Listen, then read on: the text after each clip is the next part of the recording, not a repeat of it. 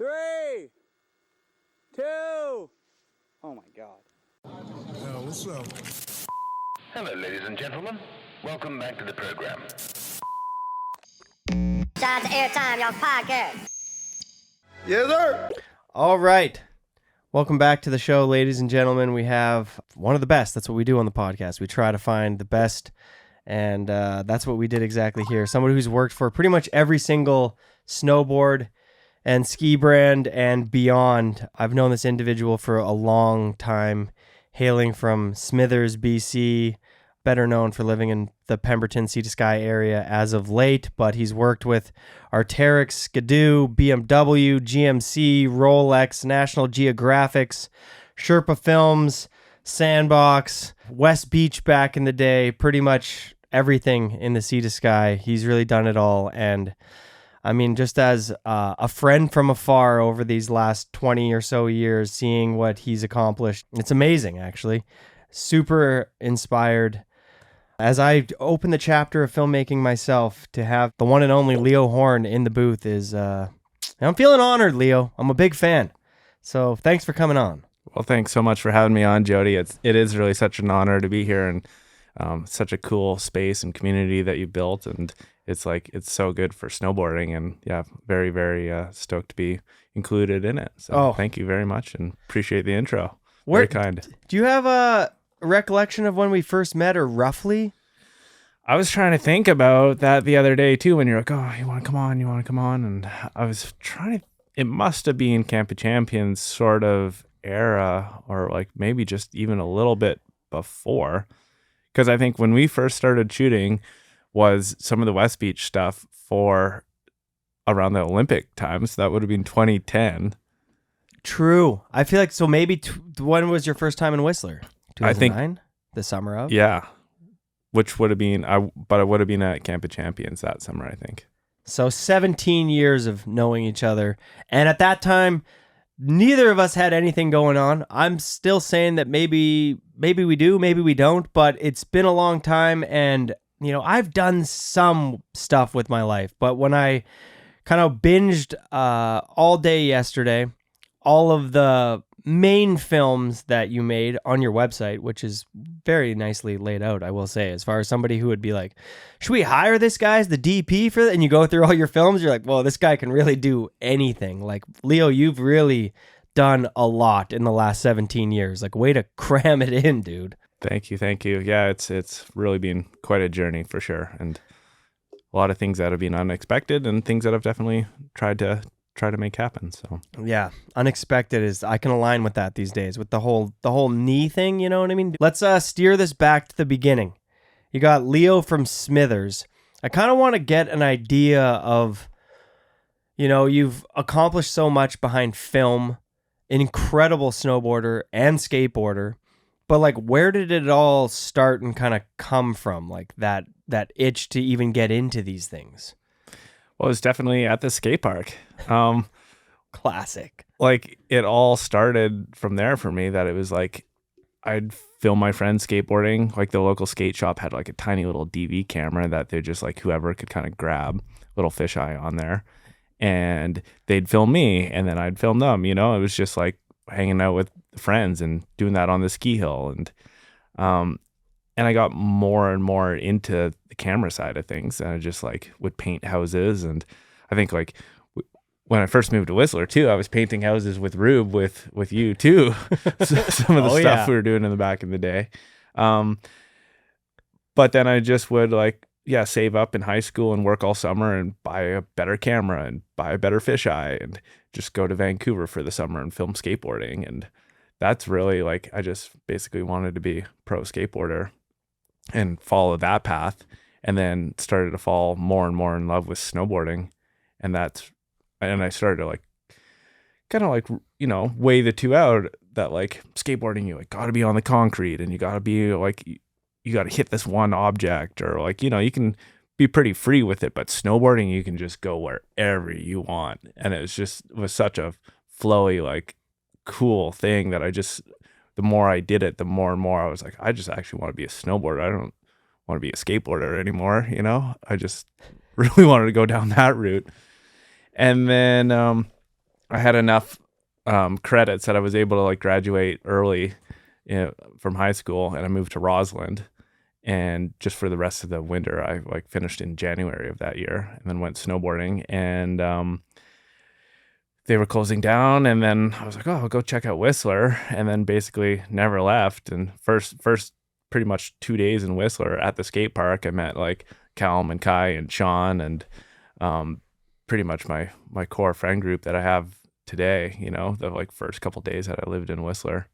And ended up meeting Hayden Wrench at the skate park. And he was like, oh, I kind of need help. Maybe there's a position or something at Camp of Champions to do some filming.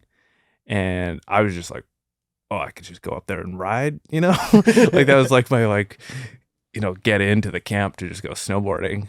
But then when I was there, I was like, I actually just shot more than I snowboarded, and I was like really enjoying it. And it was kind of like a bit of a realization moment for me that I was like, well, I can kind of still live that same life that I'm like trying to pursue as a snowboarder by shooting it, and it's like just as enjoyable.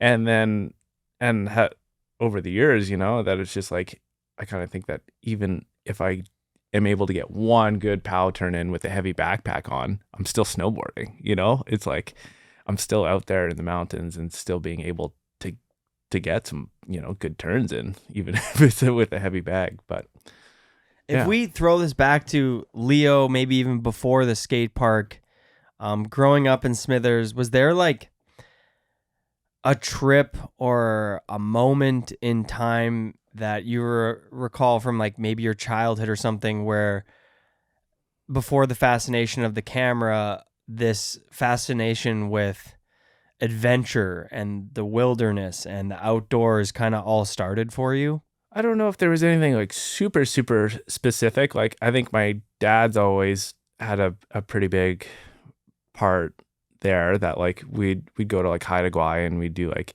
camping, canoe trips, and like little portages and stuff like that That's incredible. in the summertime. And like I grew up like 25 minutes out of town on like the end of a road, and you know, so it would just be like playing in the forest, building forts, and just like we would just adventure and go places, you know. And yeah, definitely like living in a small town in the country, basically, like maybe kind of spurred some of that like enjoyment for searching. And yeah. Was there like an adventure side to you though? Like when you mentioned playing in the woods there, I really can relate to that, growing, you know, an hour outside of Winnipeg myself, and you know, being roughly the same age as you before the phone and stuff like that. You had to keep yourself occupied. But was there this like, Smithers is the mountain still, you know what I mean? You're still living in like rugged outdoor BC terrain. Like, was there this like exploration, like I want to go further around this corner and keep going with my friends to see this thing? Because I mean, really what you've accomplished in the last 20 years or so is like, you're not just going into Brandywine Bowl of Whistler anymore. You know what I mean? You are really going out into the furthest corners of the world. And so I'm just trying to see if that's like something that's developed over time, or there's always been this like curiosity for seeing around the next corner. Yeah, I definitely feel like I've always had that drive to like see around the next corner, really. I remember like going hiking into the mountains with my dad, and like it being like so long, and we're like, when are we gonna get there? When are we gonna get there? And he's just like, well, it's just around the corner. And then like it's not, but when you look at it on a map, it's actually just around the corner, you know. It's just always like the trail is just kind of turning. So I always had like, I like that, those little moments that, yeah, it would just like being in the outdoors, like trying to like find new spots. But I think it like really developed over time as I like kind of changed the type of snowboarding that I was into and got more and more into the mountains. And like, I don't know, growing up, I was like, I just cared about street snowboarding and like more jumps and being in the terrain park and stuff like that. So you just, as you change as a person throughout, and you're like, oh, maybe this is more the adventure side. I don't think there was like one trip growing up that I'm like, this is what I'm doing forever and I'm going to seek this out. I think it was like a combination of things that are just like developed into the love of finding what's around the corner, really. I feel like a lot of filmers and filmmakers, or just photographers or creatives in general, there's maybe one, a magazine specifically, or a snowboard video, or maybe it was just a movie or a short film or something that kind of like was the first time that made you go like, I kind of am interested in this. You pick up your camera and you're filming with your homies, but I feel like back in the day, like everybody had the obligation to pick up the camera. You know what I mean? It's your turn to film your friend. You know what I mean? Because you all skated or you all snowboarded. But was there any like film or something that you saw that like kind of inspired you to look at the more creative, artistic approach behind the lens? I don't know. I think it was just the like culture of it. I think it was like 7 or something, and it was in the skate contest, and I won like Shorty's Fulfill the Dream skate video. That was like my first skate video. And because it was like, I won it as like the youngest kid in the contest or something, some sort of thing like that, like a made up prize. And I don't know, I still probably like know most of the sections of that, like I burnt that thing out. I watched it so many times.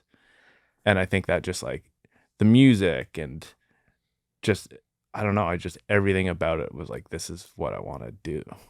And snowboarding and skateboarding back then were so good at cultivating these larger than life figures. In that movie specifically, did you have like a favorite on the Shorties team or a favorite part? I always was like super hyped on Steve Olson because it was just like, I don't know, I just really liked his style, and it was just loose, but then like so together too.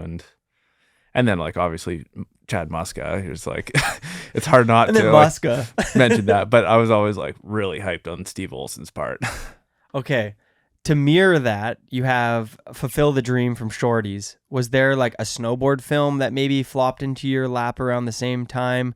You mentioned there, that's a really young age to get a movie as monumental as Fulfill the Dream to like kind of help guide you in this, like, those are really formative years where you get a video like that, it can really steer you in a direction, hence where you ended up today. But on the opposite side of that, was there like a snowboard film that kind of did the same? Yeah, it was kind of the same sort of scenario, maybe a couple years later sort of thing. I ended up being in a snowboard contest in Terrace, and somehow won. I think it was Stand and Deliver. That was my first snowboard video, pretty sure. And I like burnt that one out too. I'd watch it so much. Yeah. All right, we're gonna do the same thing. It's beside you right there on the right hand side of you. The copy of the VHS, which I was a big fan of too. Do you have a part in there that kind of stood out to you? I want to say, like, it's been so long since I've seen it, but I want to say it was like Kevin Jones, and I think it was like probably because of the music too. I was just like, I feel like he was like hitting rails off of stuff, like just like kind of like, like guardrail flat bar things off of drops maybe. And I don't know. I'm pretty sure it was a Kevin Jones part. And I think it was like, he hits a handrail off a cliff in that movie. Yeah. I'm pretty sure. Yeah. And I think it was like, I want to say it was like Johnny on the Spot or something was the song. Actually, you know what? It's right there, and I'm curious to know. Yeah, Kevin Jones, second one on there. Chris Brown, sick. I didn't even. Kale, Sean, Trevor Andrews. It was definitely Kevin's stuff that, for whatever reason, was standing out to me. Yeah, I don't know. Even on the cover, I guess there's like I didn't know that he was on the cover of it. The back disaster, baby. That photo is iconic. And then also too, like finding out throughout the years and people that like changed my life basically, then I'm like Pascal Gallant filmed so much of that, And so there's these people that I like get to hang out and work with now that like made such an impact on my teenage years and where I'm at now, and now I just get to hang with them and stuff. I just like never imagined that would ever even happen, like growing up in a small town like that, like it just felt so that you were so away from the snowboard world and the industry and that sort of thing. And like that would be like Mikey Peterson from Terrace, he got like flowed some Burton boards or something. And that was like such a big deal, like so sick that this guy like from Terrace was getting snowboards. Like that was just such a big thing. And then Logan in Prince George too. Like anyone from the north that was like had any sort of thing were just like absolute like saints and gods. I was always so hyped on those guys. Yeah, Mikey Pedersen and Logan Shorts, big shout outs. I was a super fan of both of those individuals, man, like, and both like big personalities too. And they did do a good job of like showing up in those videos. You know what I mean? They were never like kind of the vanilla part or whatever. I mean, Logan was using like that Dipset song and it was like in your face. And Mikey Pedersen's building like a 20-foot jump. Remember that front 10 he filmed in the pink jacket? Yeah. The highest jump of all time on a roll just to like get a clip. You know what I mean? It's almost like there's not even a landing on that thing. It's completely flat, but like making it happen from being from Terrace. And clearly there's probably a little bit of that willingness to go the extra mile and stuff. Did you feel like you had to kind of do that when you came to Whistler, or did kind of these opportunities just fall into your lap? Like you mentioned there, Hayden asking you to film with Camp of Champions. Did you find that the snowball, once it started rolling, just started rolling, or was it kind of hard to continue to get opportunity to film in those early years? I felt like it came pretty easy for me, that it was just like, yeah, from the skate park. And that's always how I've like made my friends and like people I've hung out with and stuff. It's like when you're in the community like that it was just like, oh, you're just hanging out with these people and let's go make something or do something. And I think from like the Camp of Champions too, that it just like I met so many people through that it just kind of opened doors up. And I think it was like I wanted it and I was ready to work for it. And that was like I was focused towards it. And like, yeah, not like really partying and showing up on time, and just like when the opportunities came towards me, I was like gonna take them for sure. Damn, don't want to overlook that, you know, especially when you're younger, the fact that when you get an opportunity from somebody like that you really look up to. And at the time there, I mean, you shouted out Pascal there, which is obviously maybe even he was like in the bit, you know, he's filming for Mac Dog and stuff like that in the foreign movies. But like something that was a little bit more localized is like, you know, you get like the Kevin Sansalones or the Alterna Films or whatever, and you get those opportunities in those early years to actually show up on time and be in the lot or go film a handrail with whoever, that you actually show up on time. I mean, you only get so many opportunities in those early years, and snowboarding is such a small community. I mean, action sports in general is such a small community that if you burn those bridges early on, they can evaporate pretty quickly. For sure. Yeah.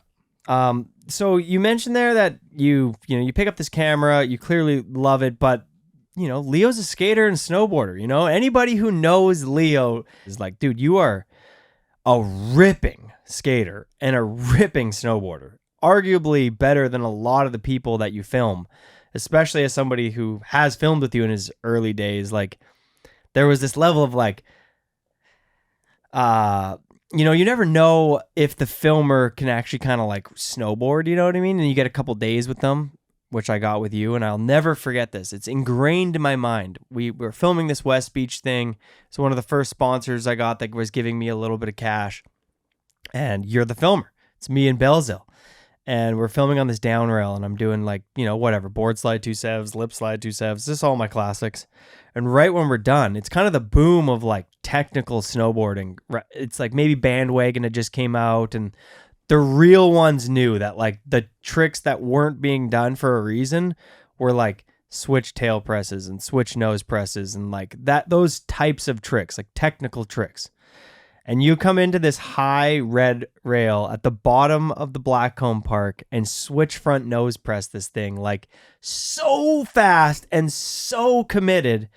Nobody filming at the end of the session, just for like you, for like, all right, we done filming? And then you just pack up, switch front nose pee this thing.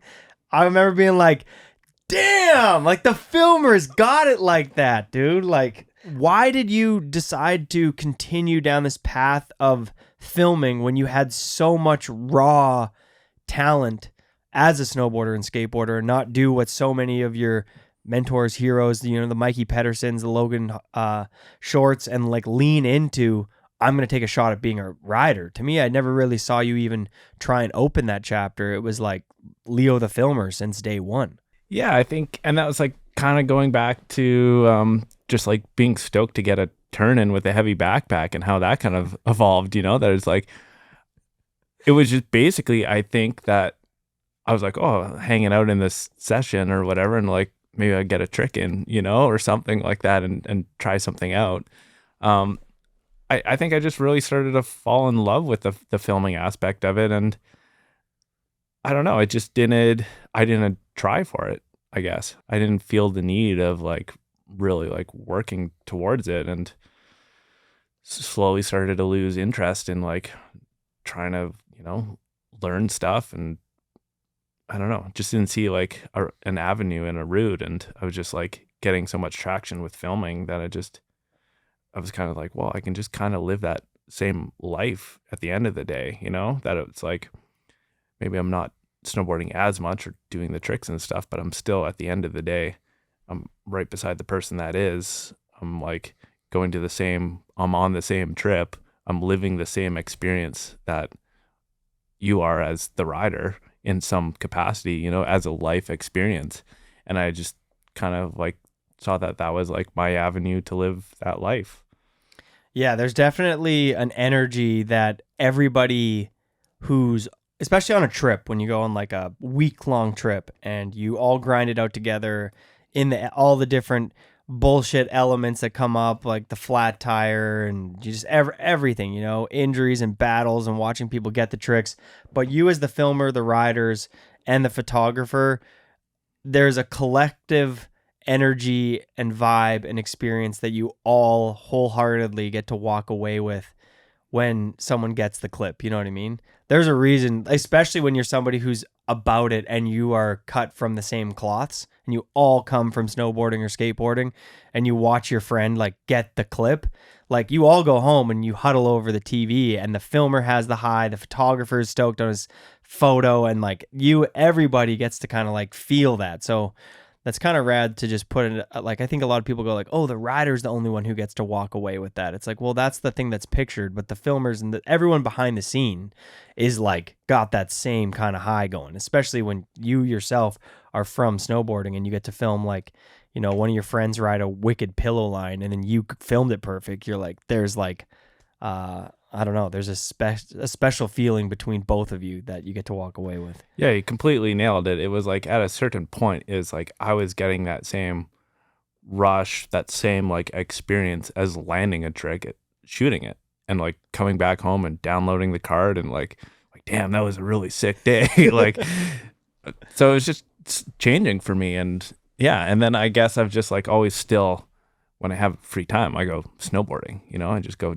do it for myself and actually just get to go pound out laps and, go pow surfing or, sledding and just pound out 6 sled laps. And I get like a decent amount of riding in, and probably more riding than a lot of people that do snowboarding when they're, you don't really snowboard very much when you're shooting. Everybody on this podcast often says, not everybody, but a lot of people have brought up Charles White as one of the most underrated snowboarders. I'm going to say Leo Hoorn. As a local, just anybody here who's ever rode with you, skating or snowboarding, can attest to everyone I've ever spoke to is like, yeah, Leo is the best. But it's important for everyone to realize that if you would have dove headfirst into snowboarding, I think you could have been one of the most enjoyable snowboarders or skateboarders to watch, especially snowboarding, because you just have this like raw speed, and it would be a very different version of Austin Sweeten. It's very strong, powerful, fast, fluid, and when you start skating at 7, there's something that's like inherently like built into that DNA. So the way you ride terrain is like, so when you ollie and you're about to hit a top of a pillow, you're like, oh, I'm gonna land in like a front Smith on this thing kind of, and like rip around this like as if it's coping. I don't know, I've just seen you ride in ways down the hill that I'm like, this guy is fucking destroying everything in its path, and it's fucking enjoyable to watch.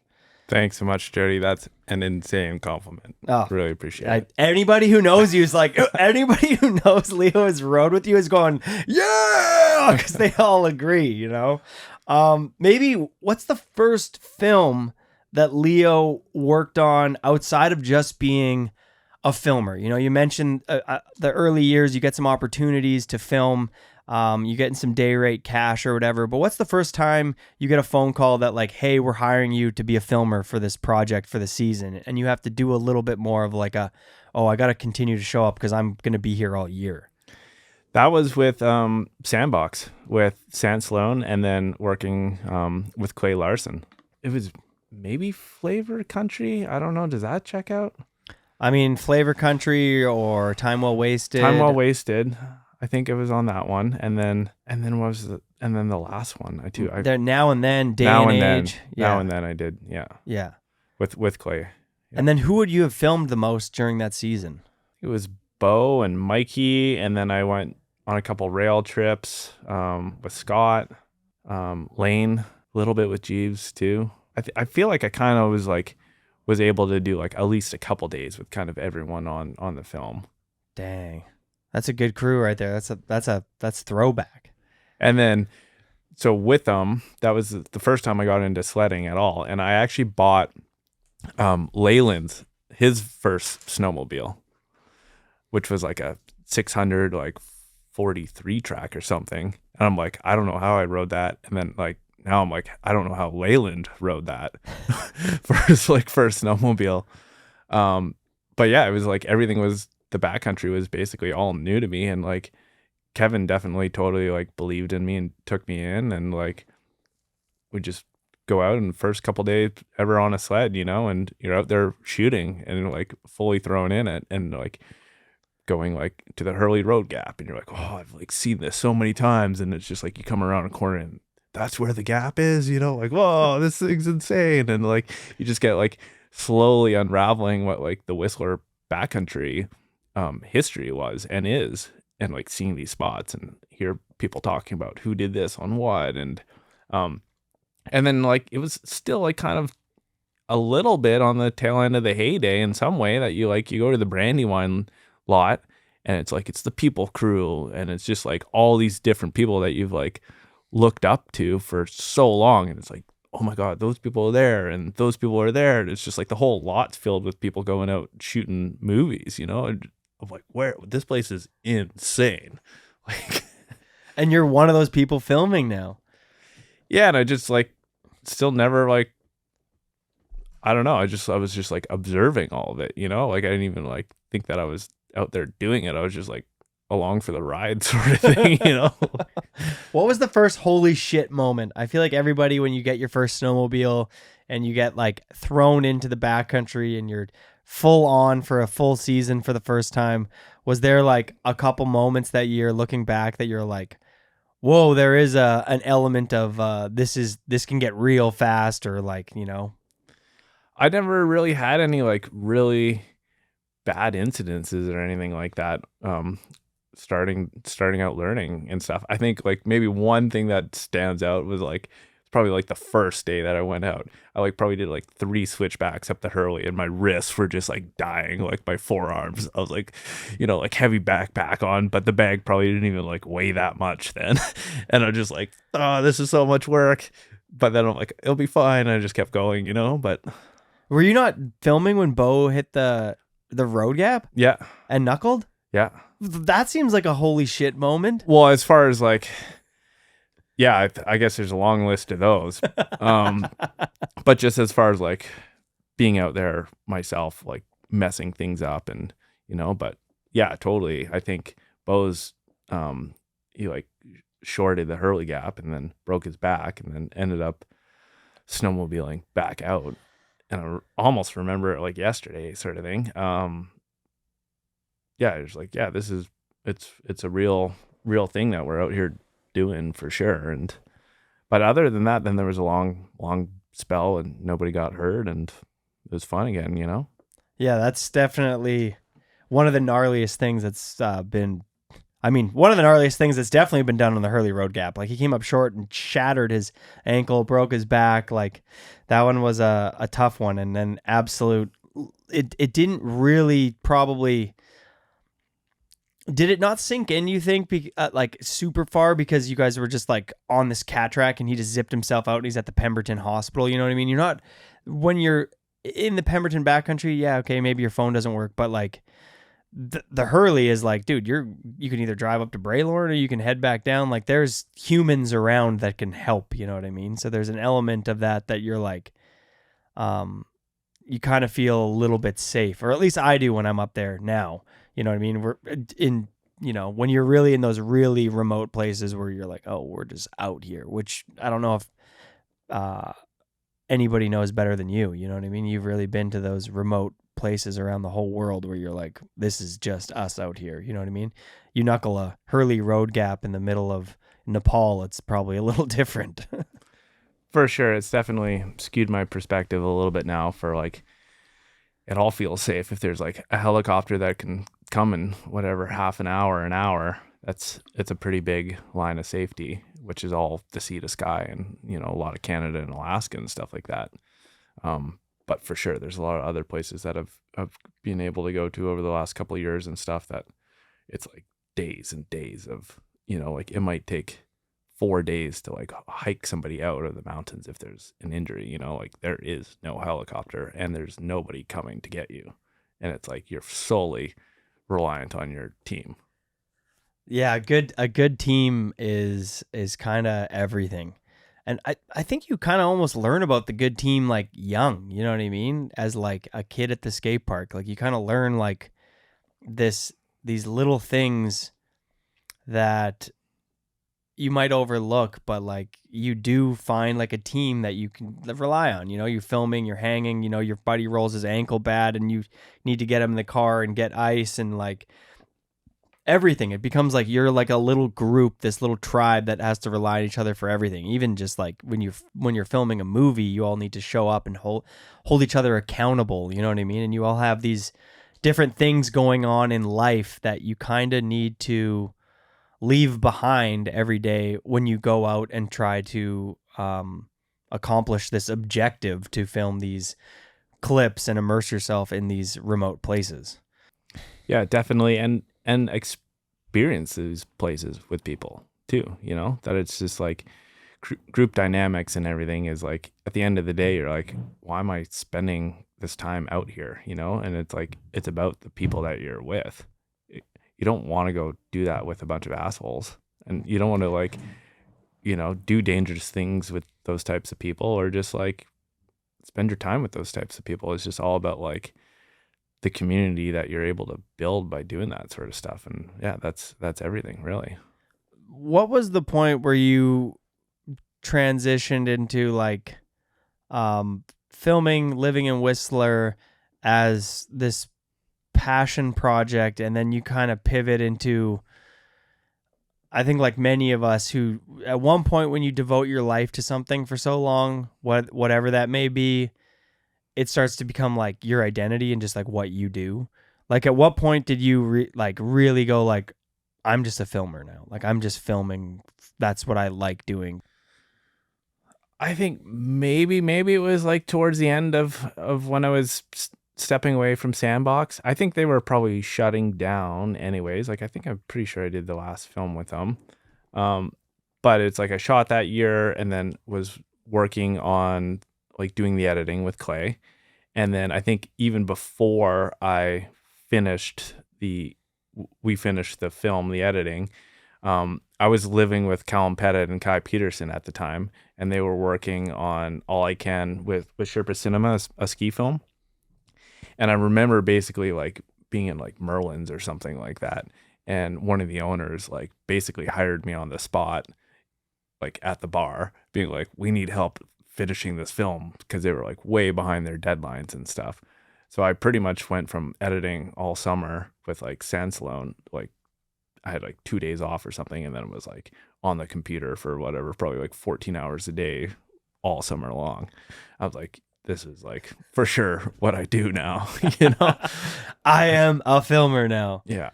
but like multifaceted too. Like, do you feel to yourself that one is a filmer without the side of editing and stuff? Like, do you need to know how to do the whole wheel to be a good filmer, in your opinion? Can you just pick up a camera and just drop off hard drives at the end of the day? Or do you, in your opinion, do you need to know how to do, the editing and the post-production and stuff like that? It's just how whatever works best for you and what your process is. It's like there's lots of directors that don't know anything about cameras and don't know about certain focal lengths and lenses and stuff, and they fully just rely on directors of photography to make their vision come to life.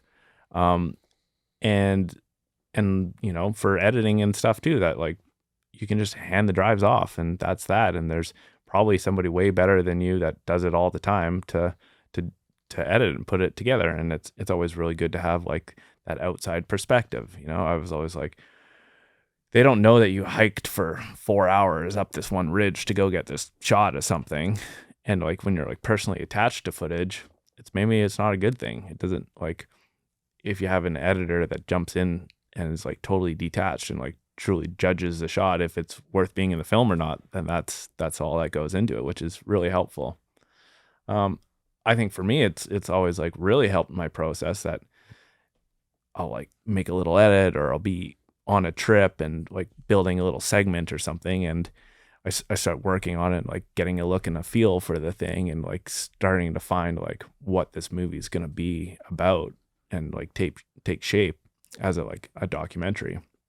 So I feel like it's been insanely useful for me. And it's like for like smaller edits and smaller films and stuff, like then it's just I have full control of what I want to do and like the exact vision that I want to do.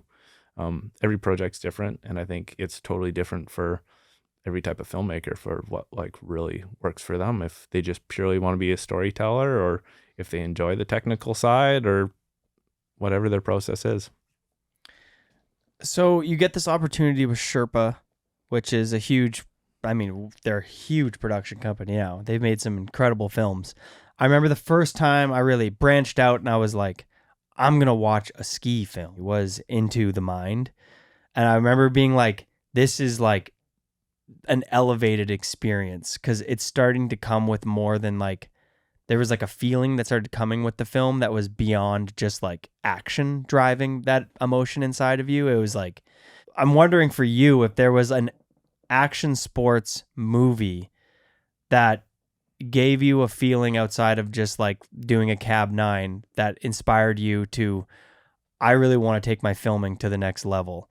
Yeah, I think it was probably when I was joining up with the Sherpas and All I Can, because I never shot anything on it. I was just part of the edit.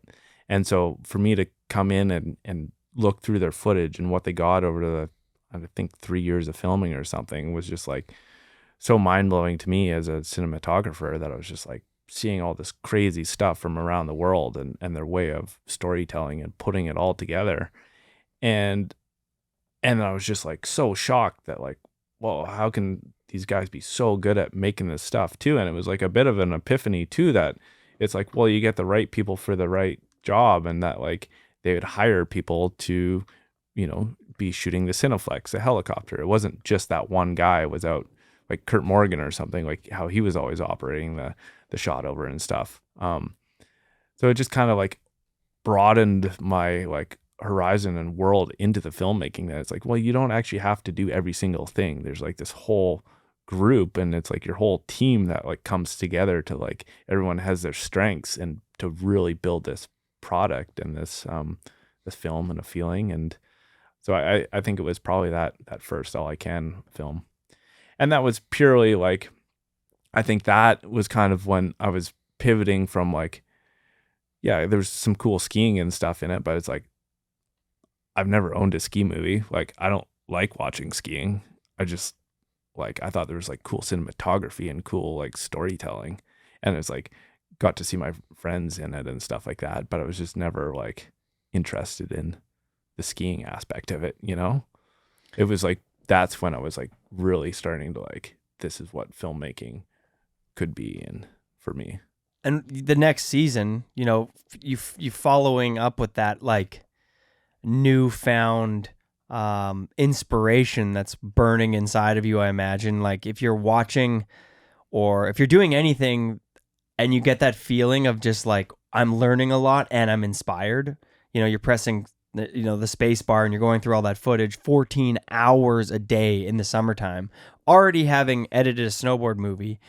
But that's like action, snow porn, your classic clip, clip, clip, next part, clip, clip, clip. Then you have this motion storytelling, new Sherpa film thing that like you as a filmer, when you're pressing the space bar, I'm imagining your mind's moving like a million miles a minute of just like, I want to film things like that. Maybe if you're walking through the woods, I should maybe like hold the camera like that. So, or whatever. This following season, where did you put that energy into? Or the following seasons? Was there a project you got to kind of like lean that new found knowledge and excitement and pour that into something? Well, I kept working with them, and we do like little like Kona bike videos and small little commercial stuff like that. But there was kind of a crossroads that I actually got hit up from Joe Carlino to maybe shoot on the Nike movie that year. And there was like, that was an opportunity that started to come up. And I was like, such a fan of Joe, such a fan of everyone on that. But then at the same time, I was like starting to feel like I was finding a bit of a family. And it was just like, I was in this, ship moving along, and I was learning so much. And it was like a different way of doing things too. And I was like, I kind of want to make things outside of just, snowboarding or skiing. I do want to just tell a bit more of a story in a bit of a different way. And it was a really hard turning point. I was like, this is like a dream opportunity to like shoot with some of the best snowboarders ever and work with Joe.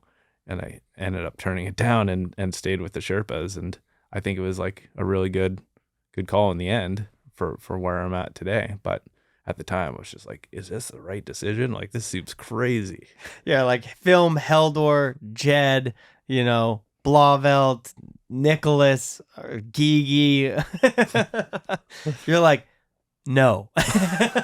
Handing in that no, you must have been like, did you doubt your decision? Oh, yeah, big time. But now it's pretty rad hearing you say, looking back though, as somebody who has really transitioned from a filmmaker to a DP, a director of photography, and really being able to look at the big picture and how to put an emphasis on like when there needs to be emotion or a dramatic scene or whatever, the weather's rolling in and you need to tell that kind of story with certain filming cameras, etc., when to use dialogue, when not to, that whole thing, which you've become a master at, maybe wouldn't have unfolded if you leaned into another like action snowboard movie.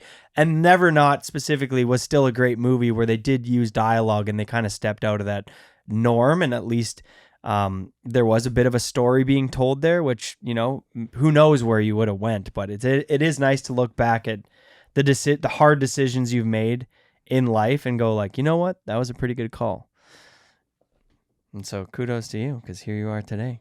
So moving forward past the Never Not and the Sherpa film, when was the first time you kind of stepped out of the traditional Whistler, British Columbia filmmaking?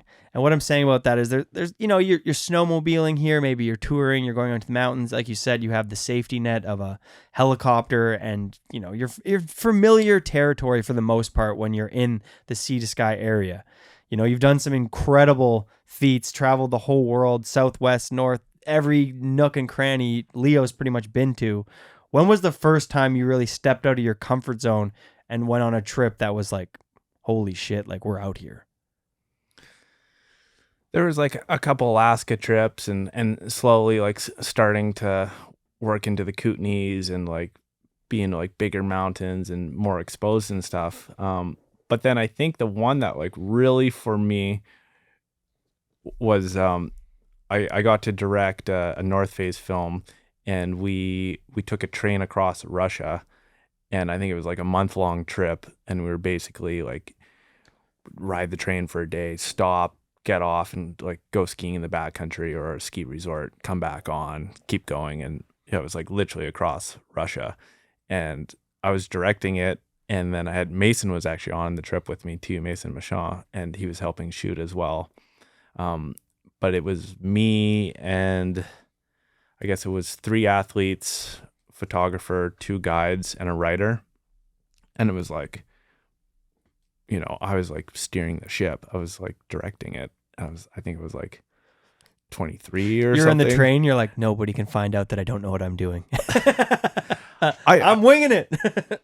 I felt like I knew what I was doing, but it was just like, is this the right decision? You know, you're taking like, I was like questioning some of the decision making and like what's worth our time to do and what's not. And like convincing people of your vision that you are trying to make.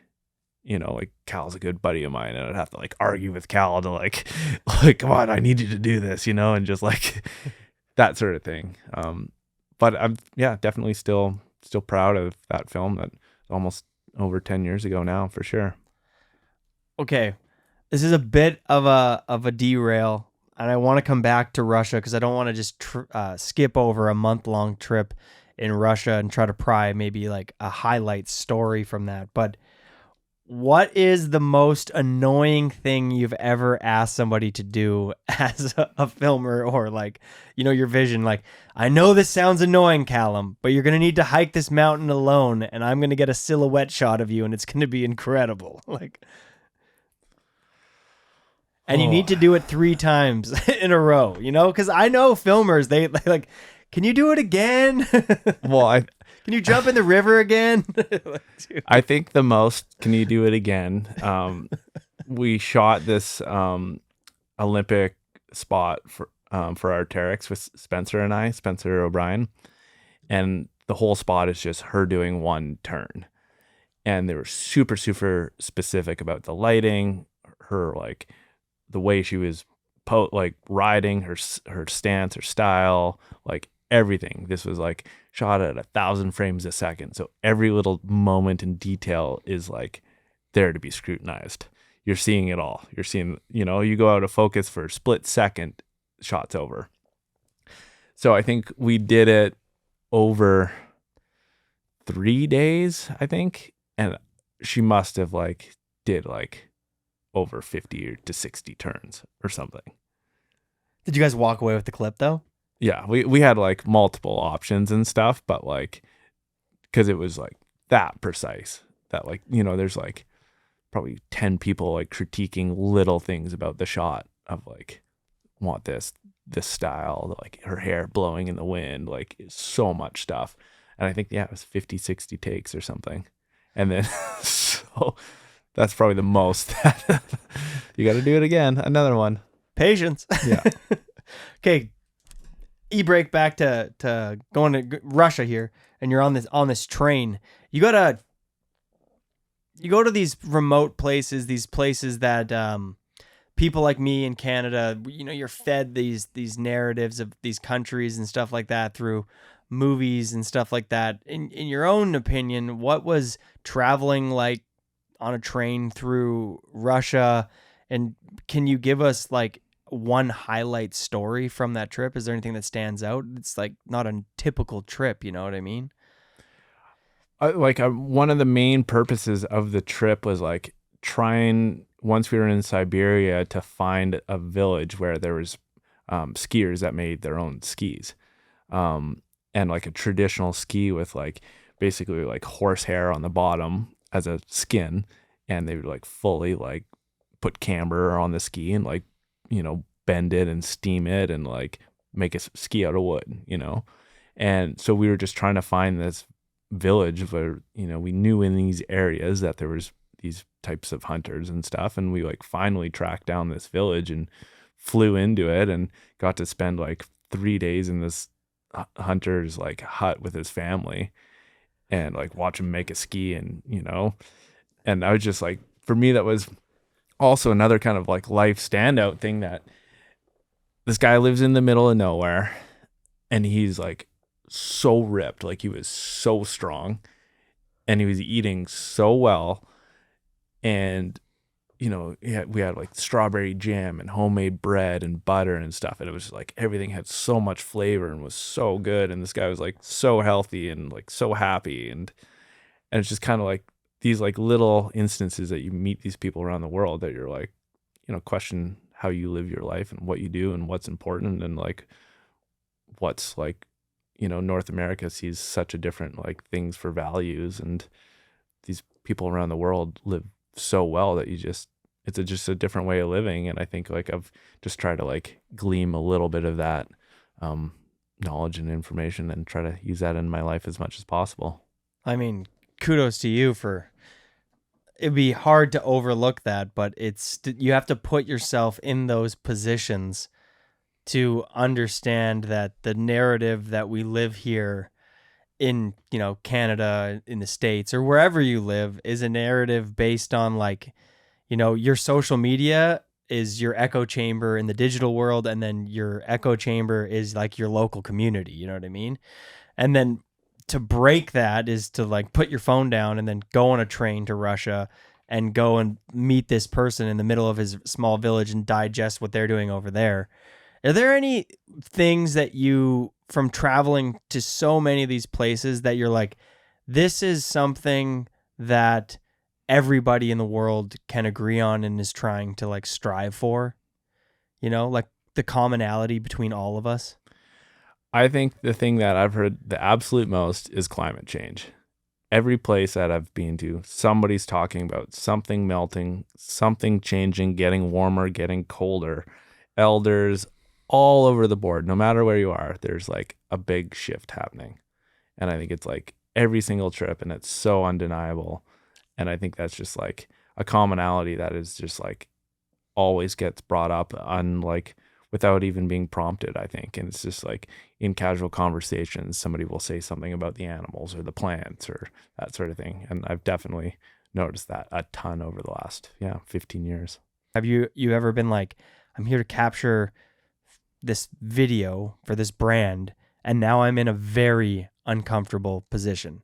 Not physically with like, a piece of metal sticking up your butt or something like that, and you're like, oh, I'm uncomfortable on this shitty train, but like, like you're getting dropped off in Russia with this individual who's living in the woods and who's ripped, like maybe there's a language barrier or whatever and things get a little intense. Have you ever been in like an uncomfortable situation before, like on a train, wherever it could be, that you're like, well, these people, we're not jiving right now and this is getting kind of intense?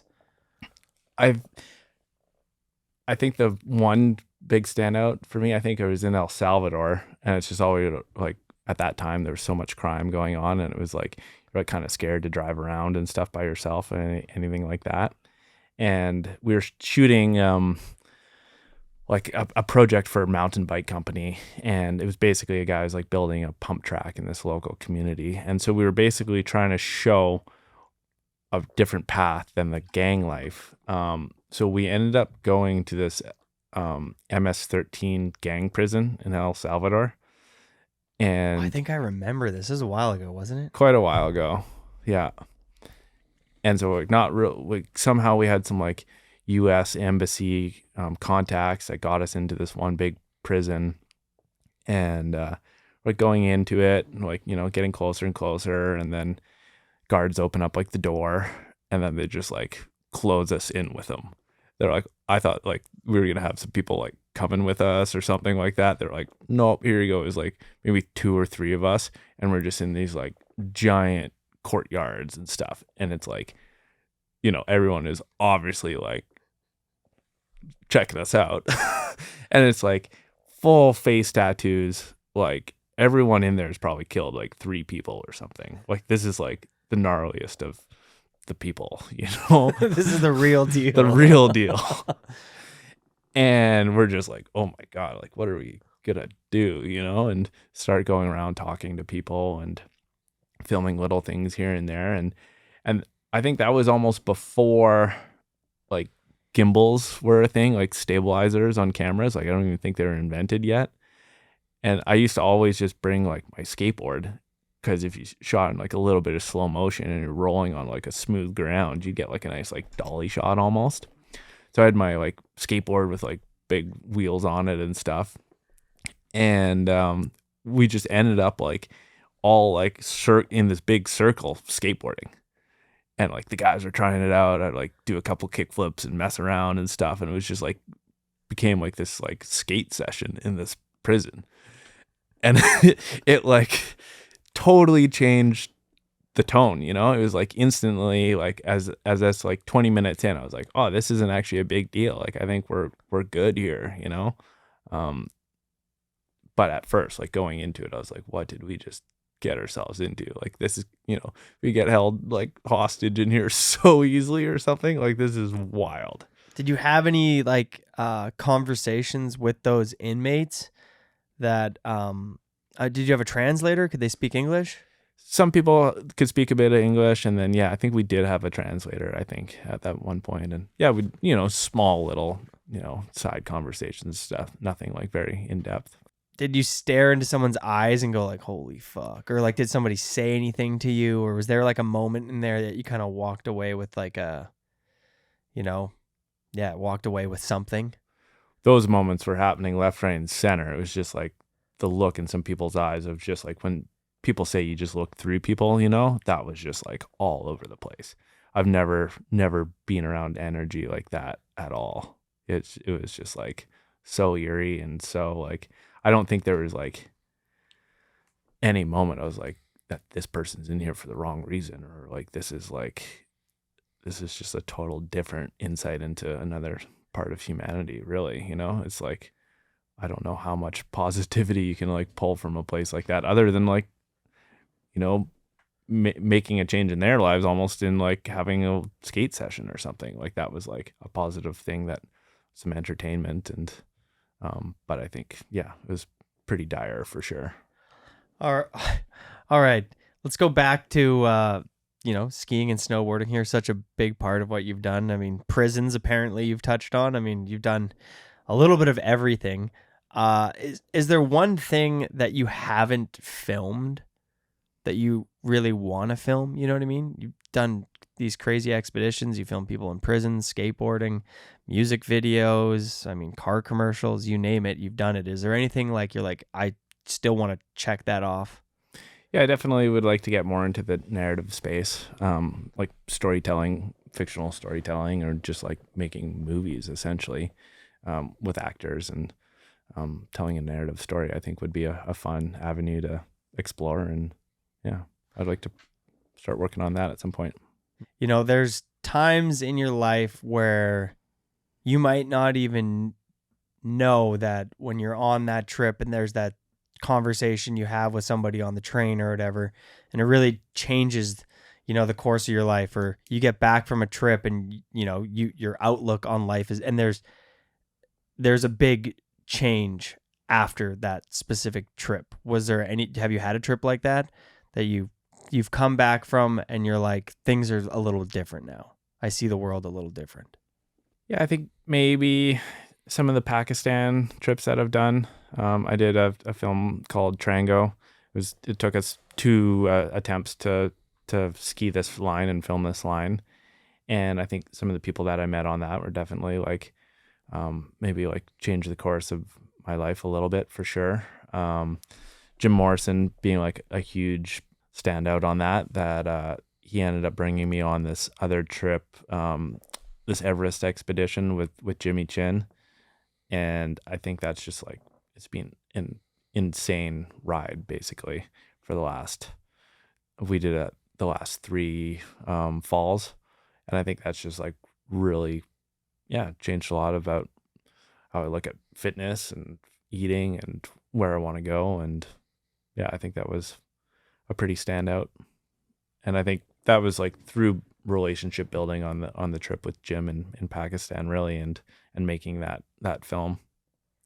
And when you go on these trips that are so difficult, so demanding of you, what draws you back to that? You know what I mean? You've continued to say yes to that for almost 20 years now of filming in some way, shape.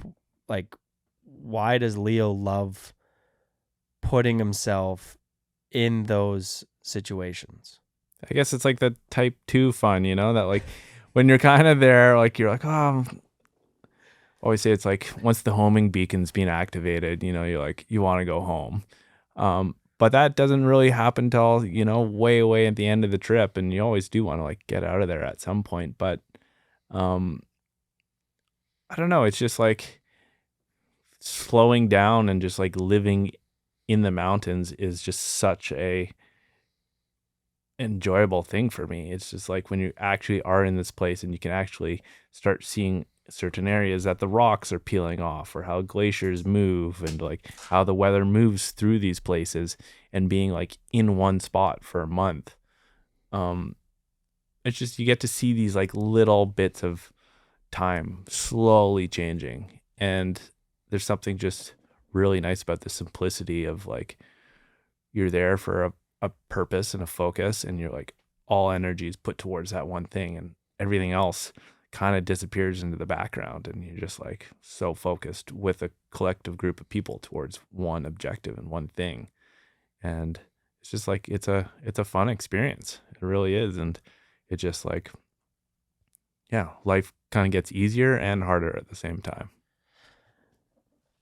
Did it start off with you doing these, saying yes, I should say, to these projects and these expeditions because you've cornered yourself, and that maybe that's a little bit of a harsh word, but you've committed yourself to being a filmer, and you need to make money in life, you know what I mean? And so you're like, I'm a filmer, I got to say yes to this trip because it's the biggest, it's the production company I'm filming for wants me to do this, it's demanding, but like, this is what I do, it's how I get paid. So there's this like, I'm doing this to make my living.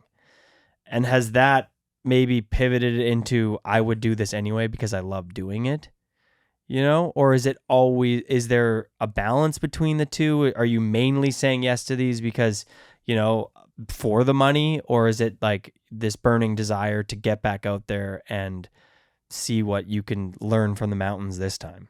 I think that's what it's always been about, is that I just love doing it.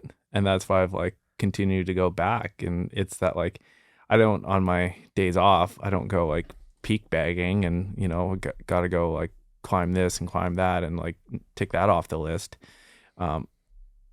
Through these like expeditions and life experiences, it's just like, it's such an insane insight into a culture, into a location, into a region, that you get this like back door, and you just get like brought into these places with locals and into somebody's home, and you would never live that experience on a like vacation, or like even, if you like wanted to go set that sort of thing up. It's just like, it's a total different way of seeing a completely different culture in a part of the world, and I get paid to do it. It's like, that's insane, So I just, there's a bit of a just keeping that going and enjoying it, and it's never been about the money for me with it.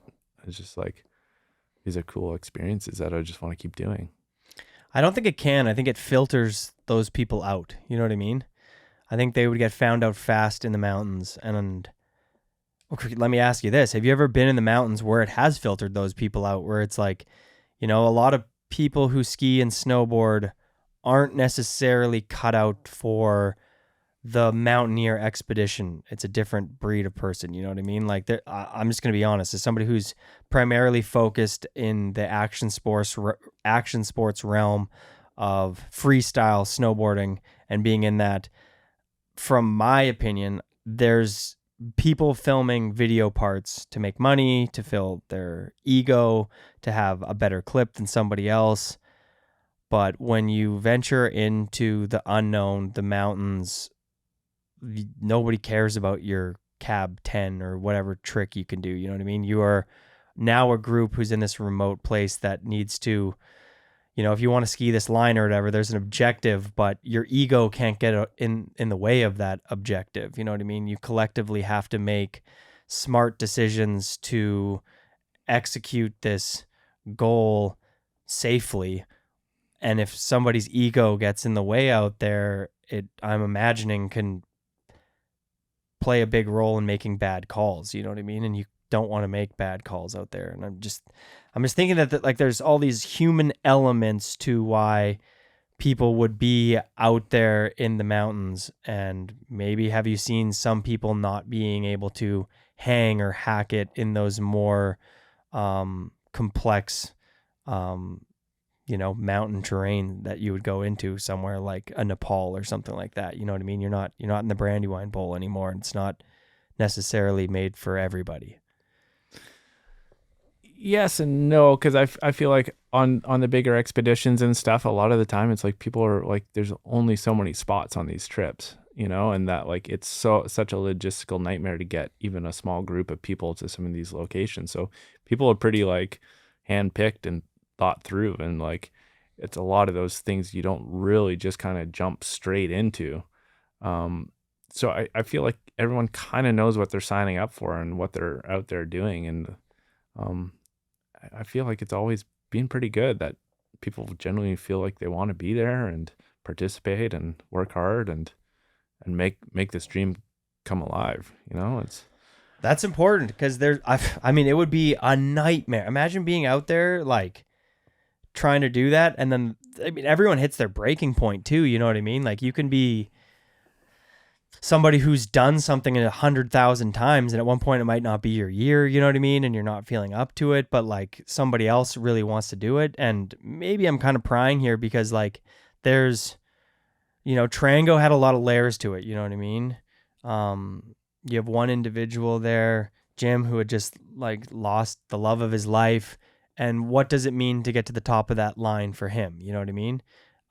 You being the DP, there's some sort of expectation and pressure on you to fulfill, especially on the second year of that film, to come back ideally with that line skied.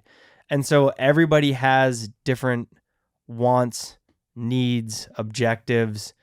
And I mean, how important is it for all those to align when you're at the bottom sitting in those tents to make good calls, like, 'cause everything up there is based on making good calls. For sure. And it's so complicated that it's like, it's the moment that you leave the airport, basically, or the moment you leave Canada, it's like all little things that can like snowball into like somebody getting altitude sickness, or like the bad food, or all these tiny little things that can eat away and change like your perspective and your approach. And like some people have different thresholds for how far they're willing to go and what they deem to be safe and good risk and bad risk. And it can just like, it can snowball really fast. And I think it's just like, it's really just good communication. And I think really everyone just wants to be able to come home for these things, it's like, and I think it's quite accepted from brands and people paying for these things that like, yeah, it's not always gonna, you're not gonna always make these things. Like it's not always gonna happen. And that I don't think people should ever feel any of that pressure, or definitely not project any of that pressure. Like, I think it's like my worst nightmares. Like I would suggest something and somebody would get hurt. That would just be like, I would just feel so bad. And so everything I think is just like really thought out and talked about, and yeah. But everybody has my pushback to that is everybody has such a different level of risk tolerance. You know what I mean? And there's, like if you're trying to ski some like first descent or some like crazy thing, I just feel like, is it hard to get everybody on the same page? I guess it's not, but I don't know. For me, I go out into the mountains sometimes, and now having been out there for so long, obviously on a different tier than yourself, but like, I feel like there's always like, especially when you throw somebody new into the crew, hence why it's so important to do your due diligence on getting the right crew together. But even still, there's like, some years you're just really trying to reel back the one guy, you know what I mean? Because that year he's really on, or it's contract year for him, or he just had a breakup and he's just like a little bit more like gung-ho than normal that year, even though he's one of your guys. You've been filming them for a while, but like there's some burning desire inside him that's a little bit more than usual. His risk tolerance has gone up for whatever reason. and somebody else on your crew who's normally more risk tolerant is now scaled back a little bit because of an incident previous or whatever. So it's so tough to get everybody to align on each footstep that you want to take as a group, but it's like so important. And man, like I can only imagine when you're out there at the bottom of those mountains in the middle of nowhere, like how those decisions aren't quickly made. You know what I mean? Like how long does it take for you guys to make a decision to go back up that gut even? You know what I mean? On like I think that like, can you give us a little bit of a visual representation of just like where you were at the bottom of this line up for Trango and then climbing back up that? Like, cause watching the movie, like just thinking of like hiking up that line and just like, you know, you're watching avalanches to the right, and like in the video there's no rock falls, but I imagine every once in a while you just hear some rocks just like come bouldering down that thing. And it's like every decision needs to be talked about thoroughly. For sure. And that like, so that gully on Trango Towers, there's like these beautiful iconic spires that are rock climbing. How tall are those? They're massive. I think it's actually on the backside of where we skied, I think is one of the biggest vertical faces in the world, which we never got shots of, but it's just like absolutely huge. Yeah.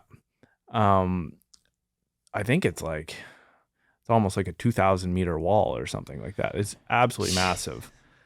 So we're at the base of this, and then you got to go up this gully to get kind of to the base of where you would start climbing and properly like skiing and like mountaineering.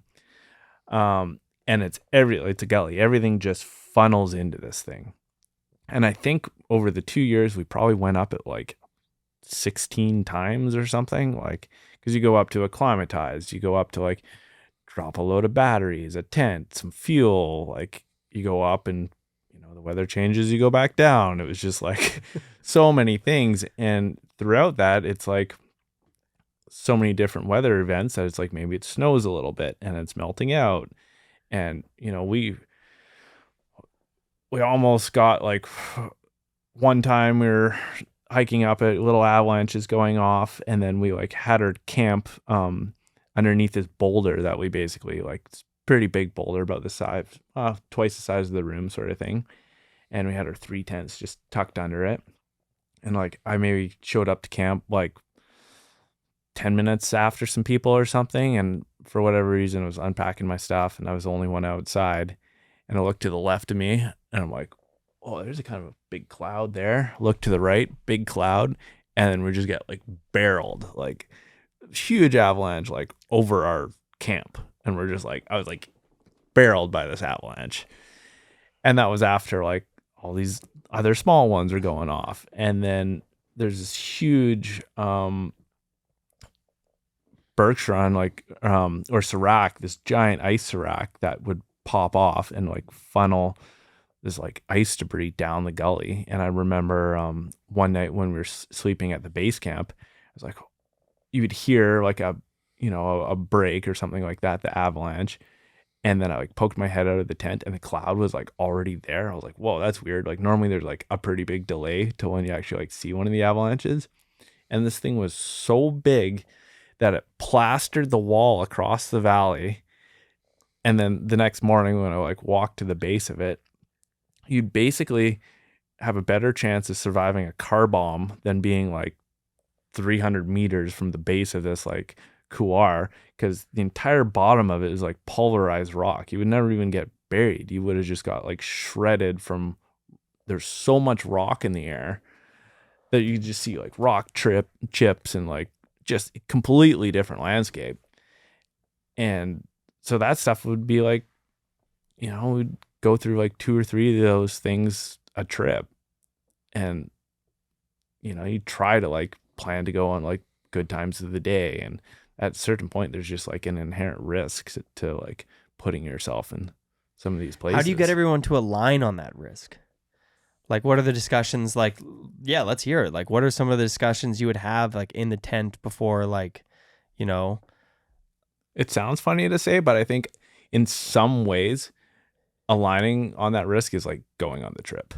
I think there's like almost a bit of a slightly unspoken thing that you're like, if you're, at least in my mind, when I'm like accepting that risk is when I'm saying, sure, I'll come on a trip like that. Obviously there's like things that change when you're there, and there's like scenarios that you think you can control and you'd like to try to control. But I think truly, at least for me, is like you're accepting that risk when you start going into these places. And that, like, I don't know, it's really such a hard thing to be like, I'm going to do this and do this to like minimize the risk. But it's like so much of it is so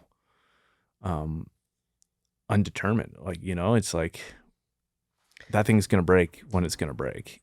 And you got to go up it if you want to do this thing, you know? You can leave in the middle of the night, still going to break. So I think, you know, you have conversations about when is it more risky? Like, what does it look like? Is this now the time to be on a face that might break and you're over exposure? Like, the snow conditions aren't aligning. Like, you don't need to add more risk to the risk. Yeah. So mitigate the risk. Let's not go then. You know, that's like an obvious sign. What's the mountain saying, and how's things like shedding and speaking to you, you know, speaking to the team.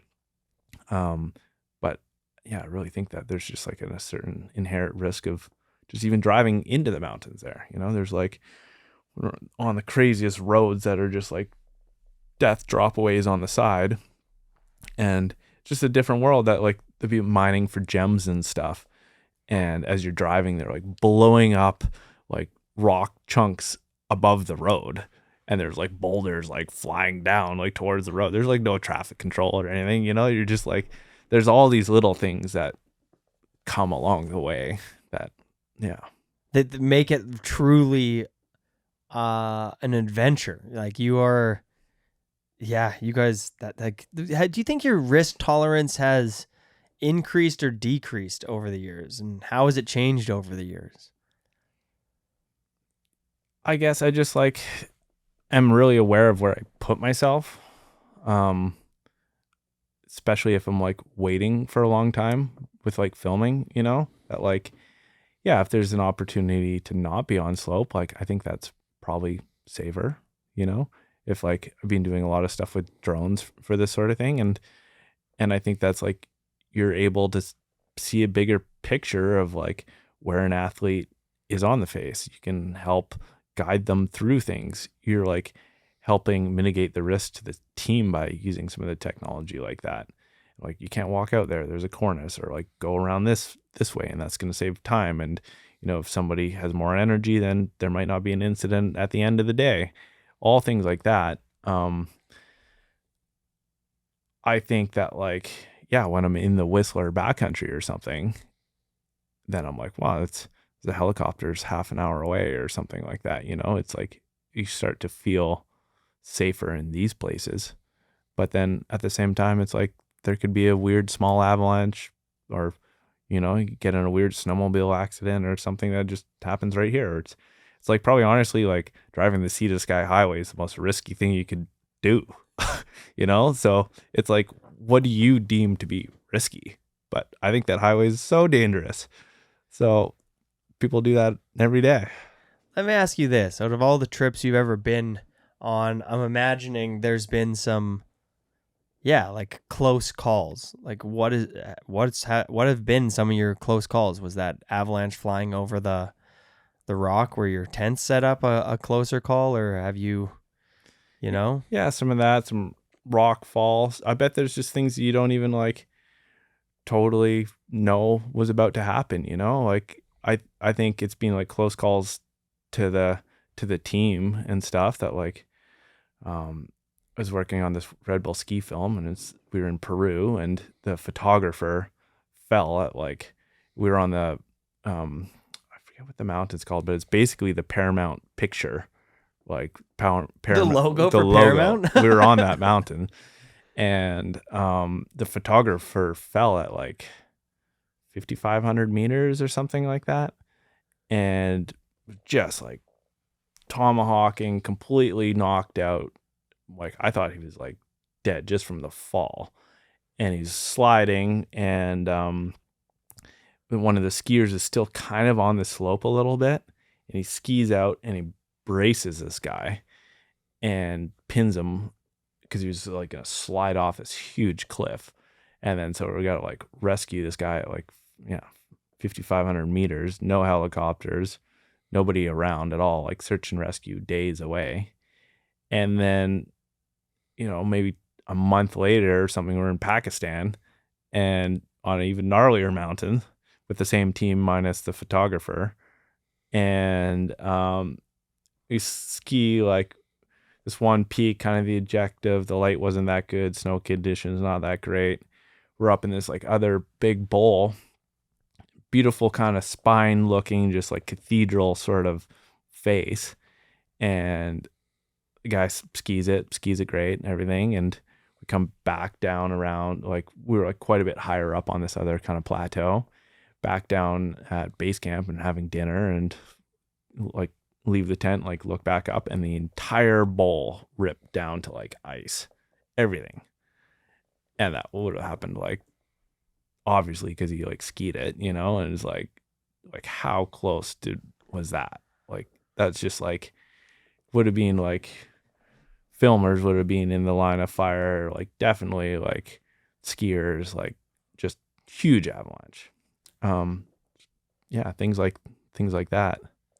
When you get back on the plane home and you're just staring out the window and it's just, you just hear woo because everyone's asleep, and everyone beside you is just like this regular human who, just went to their aunt's birthday party and, did all these like basic things. And you're coming back from these like really demanding trips.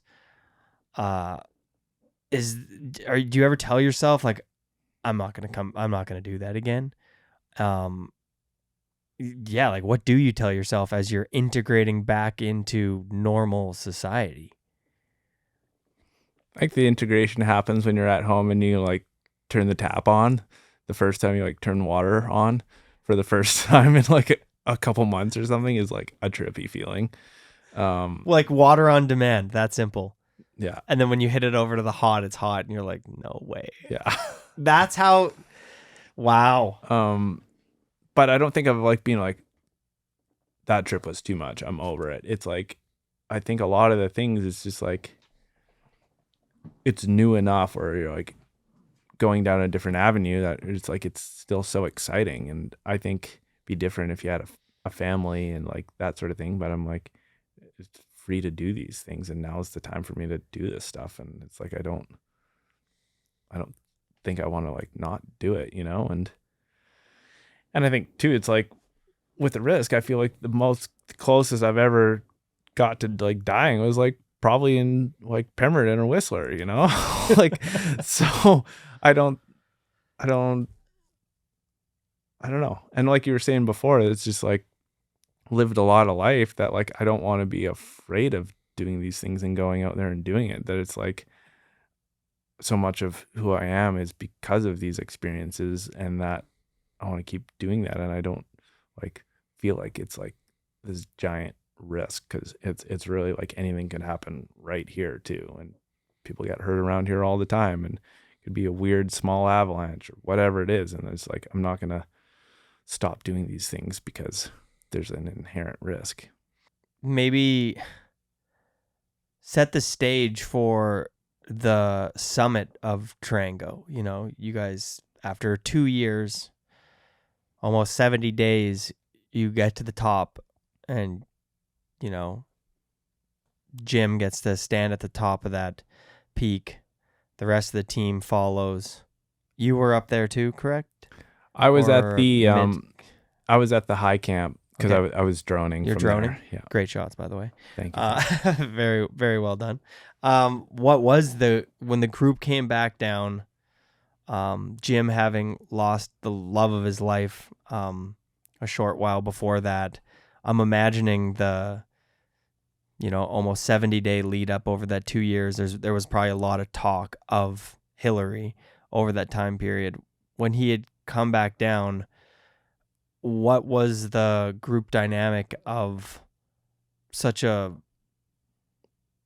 I mean, you did it, you know? What is the talk when it comes, is it quiet and everyone's just, were you guys celebrating, you know? Like what an incredible thing for him to do to honor her, but also what an incredible group experience that you collectively got to share. And it didn't come, you know, day one and you got it done. It took a lot of hard work. It took a whole team to do that. So like, take us through what does it feel like when you get to accomplish something as big as that? Because I don't know if it gets much bigger than that. Like climbing a mountain for the love of your life, you know what I mean? And being a part of that is a pretty, I don't know, powerful experience, I imagine. Yeah, it's just like talking over the little victories of the day, and it's, you don't, you know, until somebody's down the mountain, you don't know if it's truly done or even out yet, you know, out of the mountains. And I think it's just like, you talk about little one turn over this, or like this part was cool here, or I wasn't sure what was going to happen when we were peeking out on this little area. And then it's just like celebrating the like closure of like finishing a project. And then it's like, yeah, we got a film now, you know. It's like, maybe before there's that uncertainty of like, well, I don't think we're probably going to come back again to do this, you know. Like it's a lot of time that we spent trying to make it, and I don't know if it's going to be worthy if they don't make it up there, you know.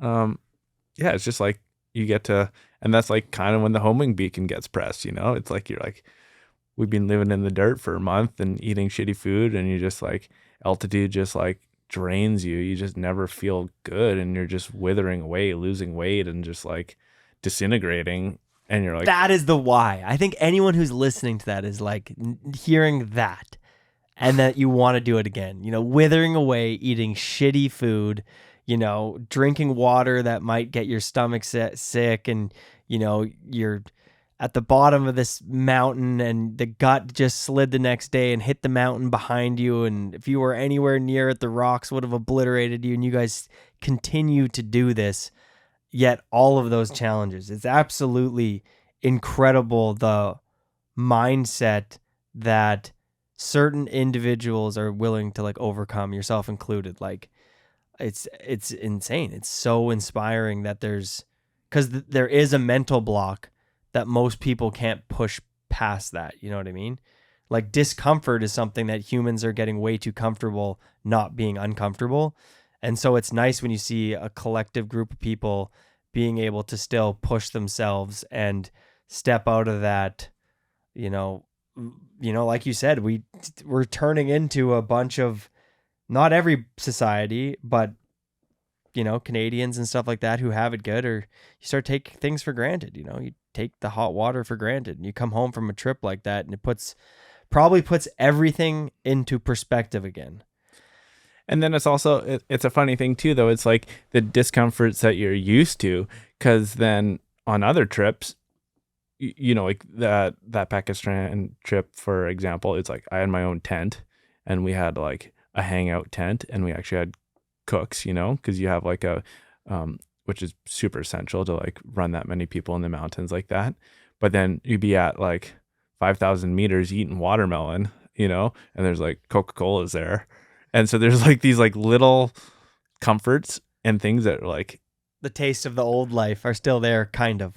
yeah, and even like way more luxurious than like if we go camping in the Tantalus, or like, you know, somewhere in Alaska or something. It's like you're not, you know, you're sharing a tent with somebody, or like, you know, maybe boiling your water right in your tent, and you're like, you know, you like go into the kitchen tent in the morning or afternoon, and somebody has a hot towel for you, you know, and that's like these like tiny little things that happen in these countries like that are just like, I feel like I'm in a luxury camp right now, you know. But then we're living good.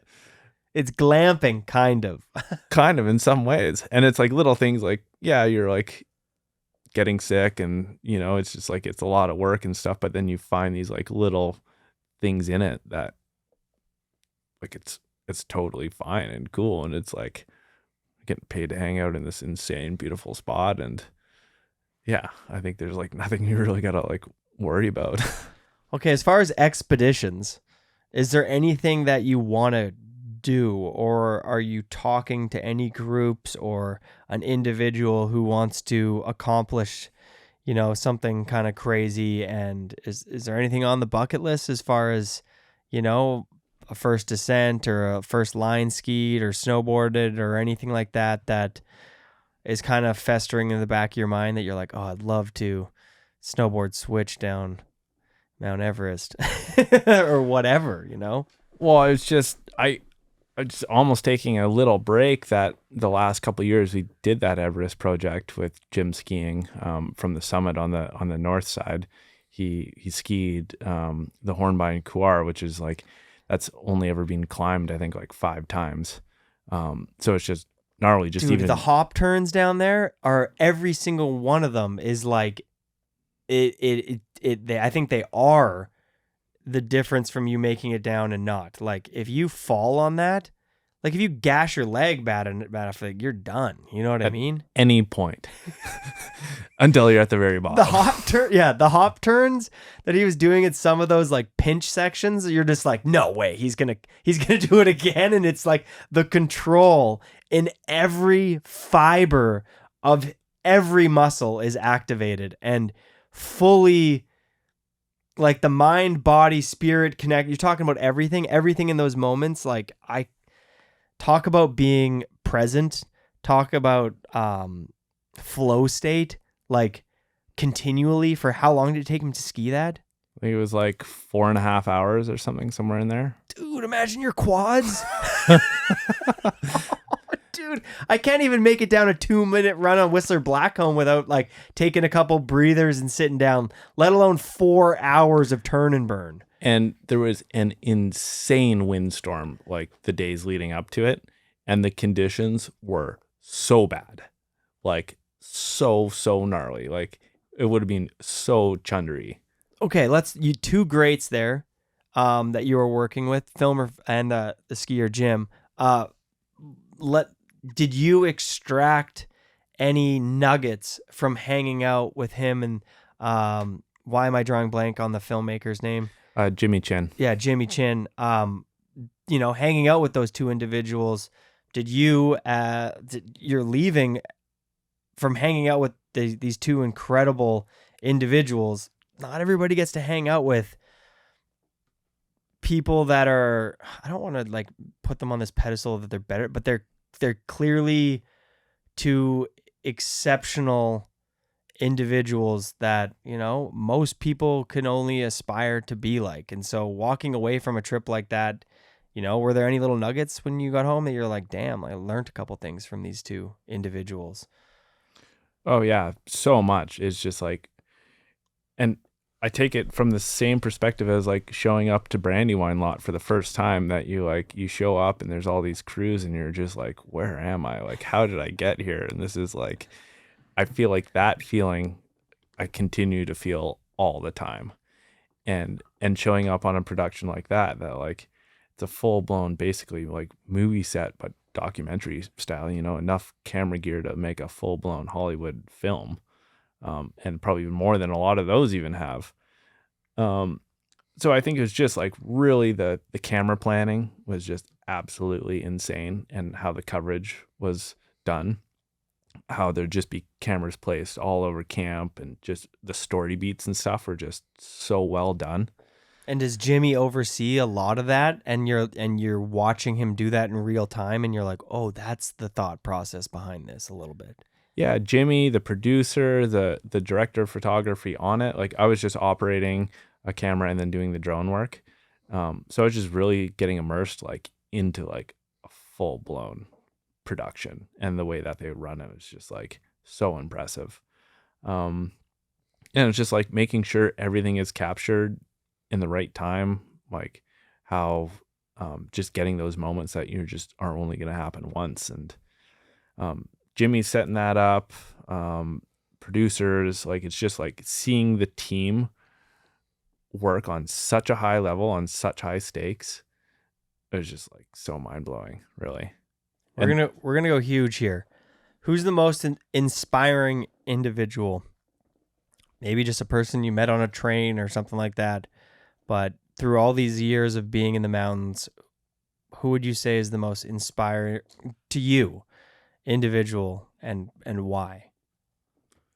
I think it hands down has to be Jim Morrison. I think his outlook on life and what he's gone through is just insane, and how motivated he is and how he pushes himself through is just like insanely incredible.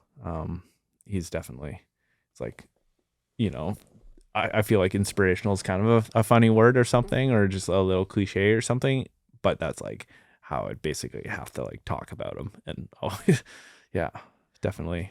For a group though, you know, which all these settings are group settings, what does he do collectively to the group? Like like when you are such a leader like himself, like what are some things that he does, that he talks about, that like how he carries himself, that you really, I mean, that, yeah, you find inspirational, but helps the group continue to reach that objective? You know what I mean? Sometimes I feel like in these settings, I personally haven't done an expedition ever, so I can't really speak from this, but I imagine there's potentially a bit of like a leader through these things, and like what makes him such like a leader.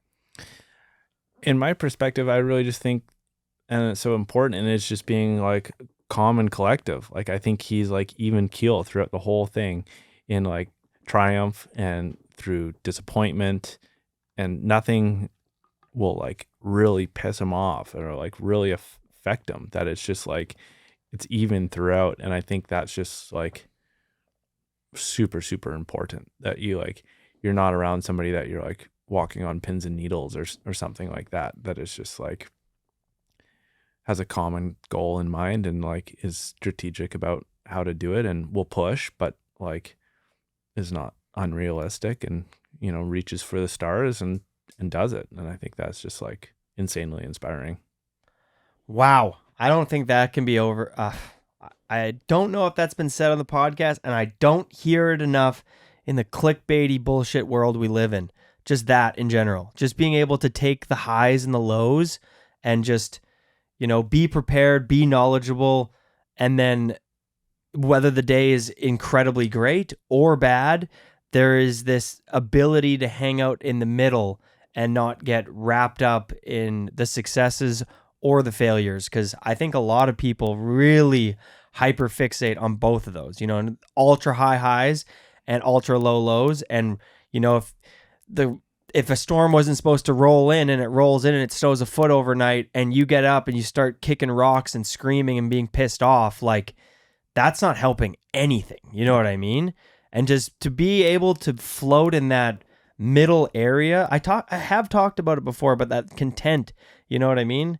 And I think that that's harder to do, clearly, because like as one of the best alpinists, adventure skiers of all time, Jim Morrison's doing that, and able to do that with an unimaginable amount of emotion behind every move, you know, losing the love of your life, being in the mountains and doing these things, and to not let that pendulum swing and have these mood swings that can kind of throw off the whole group dynamic. Because I imagine out there, if you do have a temper tantrum or something like that, you can really throw off the vibe and energy pretty quickly. And him to be able to contain that, like you said, really seems like that's why he's the legend he is. For sure. Yeah. Wow. That was rad. I've yet to meet him, but as you get older, you're just more inspired by people who are able to, you know, lean into their craft and do it for the long term. And if you're playing the long game, you know there's going to be highs and lows, you know. Do you think you're going to it for the long game? I don't know. I think so. I'm definitely thinking about that a couple days ago and stuff. It's like I feel like I'm living my childhood dream, you know, like everything about it is like exactly what I imagined is like little Leo and Smithers wanted to do. And now it's like, well, what else? What's my next dream and where do I want to go with it? You know, it's like, I'm happy with where I am and where I'm at with it all, but it's like also that pursuit of like still learning and still like always keeping it new and exploring and pushing yourself. So I think in some capacity, I'm always going to do it. Like, I don't think unless I have some sort of accident and I'm not able to, but then maybe I'll turn into an editor or something like that. You know, I think I'll always be in it. And it's like, I truly love it. And I truly just like keep wanting to learn and desire to have new experiences. And yeah, I don't see why I would want to switch it up at all. I think that just seeing you as somebody who has wholeheartedly poured themselves into what they love, filmmaking, is such a testament to what you can do if you just love something and lean into it. You know what I mean? And like you were saying at the beginning of this, at the beginning, I asked you like, oh, were you doing it for the money or whatever? You're like, fuck no, not ever really. I just love filming and filming people do cool things. And now I like storytelling. And if life punches me in the face, I'll pivot. And I think like, you know, maybe lean into those things that you really like in life more than less. Cause I think a lot of people, as someone who's 40 right now, playing with that 38 years old, lots of people are doing the job that they don't like because they got cornered to with the money or whatever. But dude, we both blinked and 20 years went by and like you lived out your dreams. You know what I mean? So if you're, you know, a lot of people who listen to this podcast are 20 to 45 years old, roughly. Like, dude, you're gonna like blink, let's say, and another 20 years flies by. Fuck, man, it's worth leaning into what you love doing. Because I mean, like you said, you're already. Would you say you're content with what you've done in filmmaking to this point where if it ended tomorrow, you would be like, you know what, I did it? Or you're not there yet? I don't know if I'd be there yet, I guess. I don't know. It's like there's things along the way that like the way that people will speak about some of the experiences that I've had. I'm like, well, it must have been pretty good if like somebody's like that excited about it, you know, when like other people talk and like question some of the things that I've done. But when I'm like looking back at it, I'm like, well, that was just something I went out and did, and that was part of it, you know, and that I always kind of think I could have like made a better film or shot something a little better. Or like, I wish I did this. And that's like, ingrained in all of us, eh? I think it probably Could have really front is. Smithed around that coping a little longer and poked it down a little lower. For sure. But then it's like, then I have to like pull back and be like, well, yeah, I'm living what I asked to do. So yeah, totally. But does it feel like that? Not really, but I am, you know? So. I feel that I know the answer to this, but I'm going to ask anyway. Would you change anything? Your process, anything you've done since you were young to now?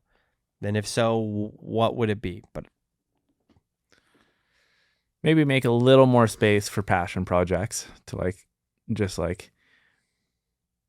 just block off a certain section of time and then be like, this is what I want to make, and just make that.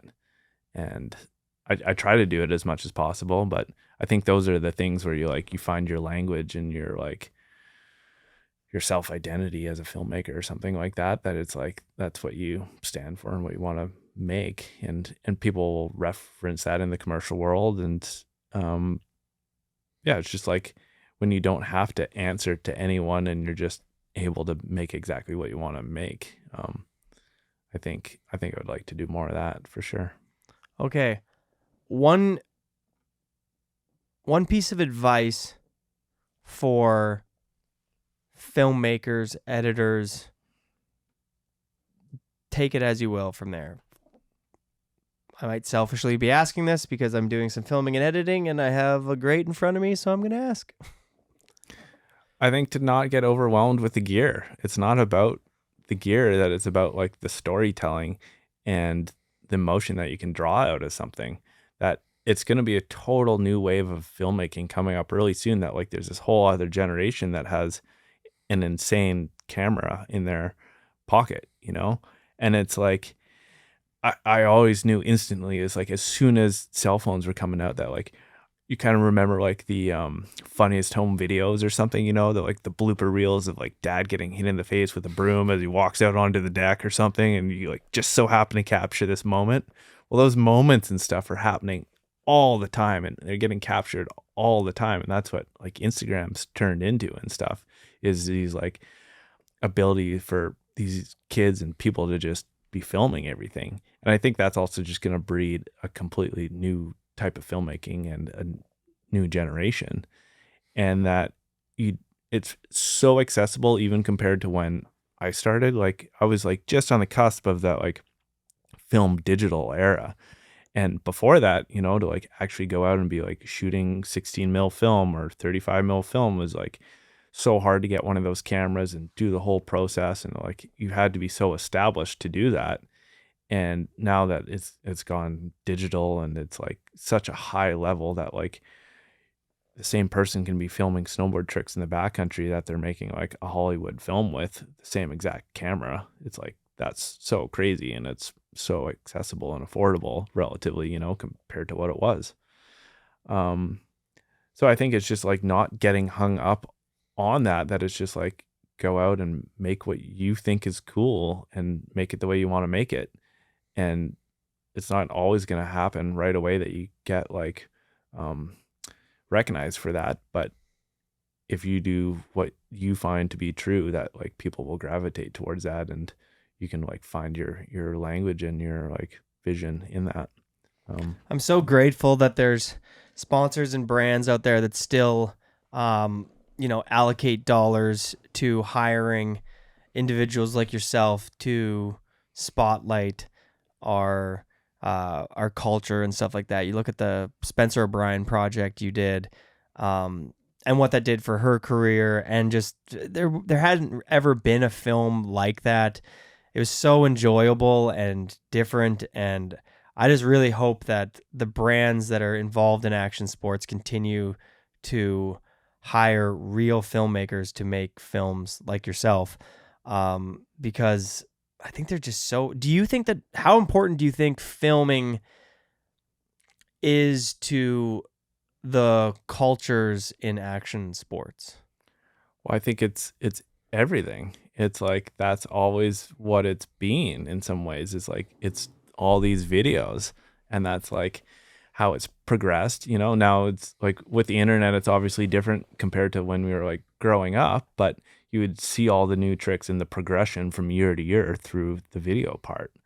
And like everything has been like built around a video part. And, you know, that's an ever changing landscape. And I think that I'm so curious how AI is going to affect the outdoor world. It's obviously like, I think it's going to absolutely decimate the commercial world. Like there's no way that there's going to be like, some brands are just, you know, their luxury brands will maybe like, no, we'll do real people, real life shooting. But I bet a lot of it is just going to be AI. There's no reason why it wouldn't. And I think that's going to like make this disconnect that the YETI films type stuff, that these like branded content, documentary stories, people are going to want that human connection and that human connection attached to their brand. And I think that's actually just going to propel that type of filmmaking in the next 5+ years. Yeah, it's probably the demand for...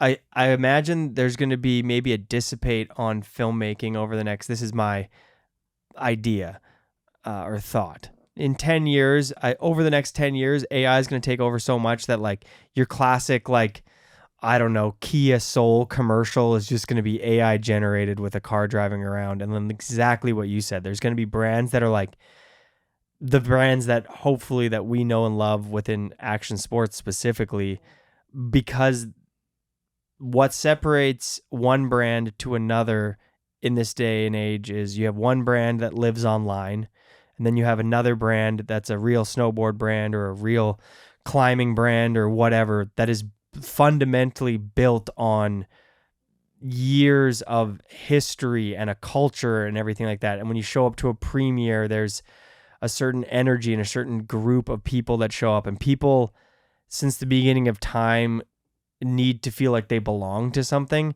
And I don't know if belonging is in the vocabulary of AI. You know what I mean? I feel like if you lean into that world, I feel like you will maybe feel really like hollow or whatever, where the brands that really cultivate the community and the cultural experience will still have a huge, audience to sell product to or whatever, and still be a meaningful company, not being generated by AI because they have the human touch.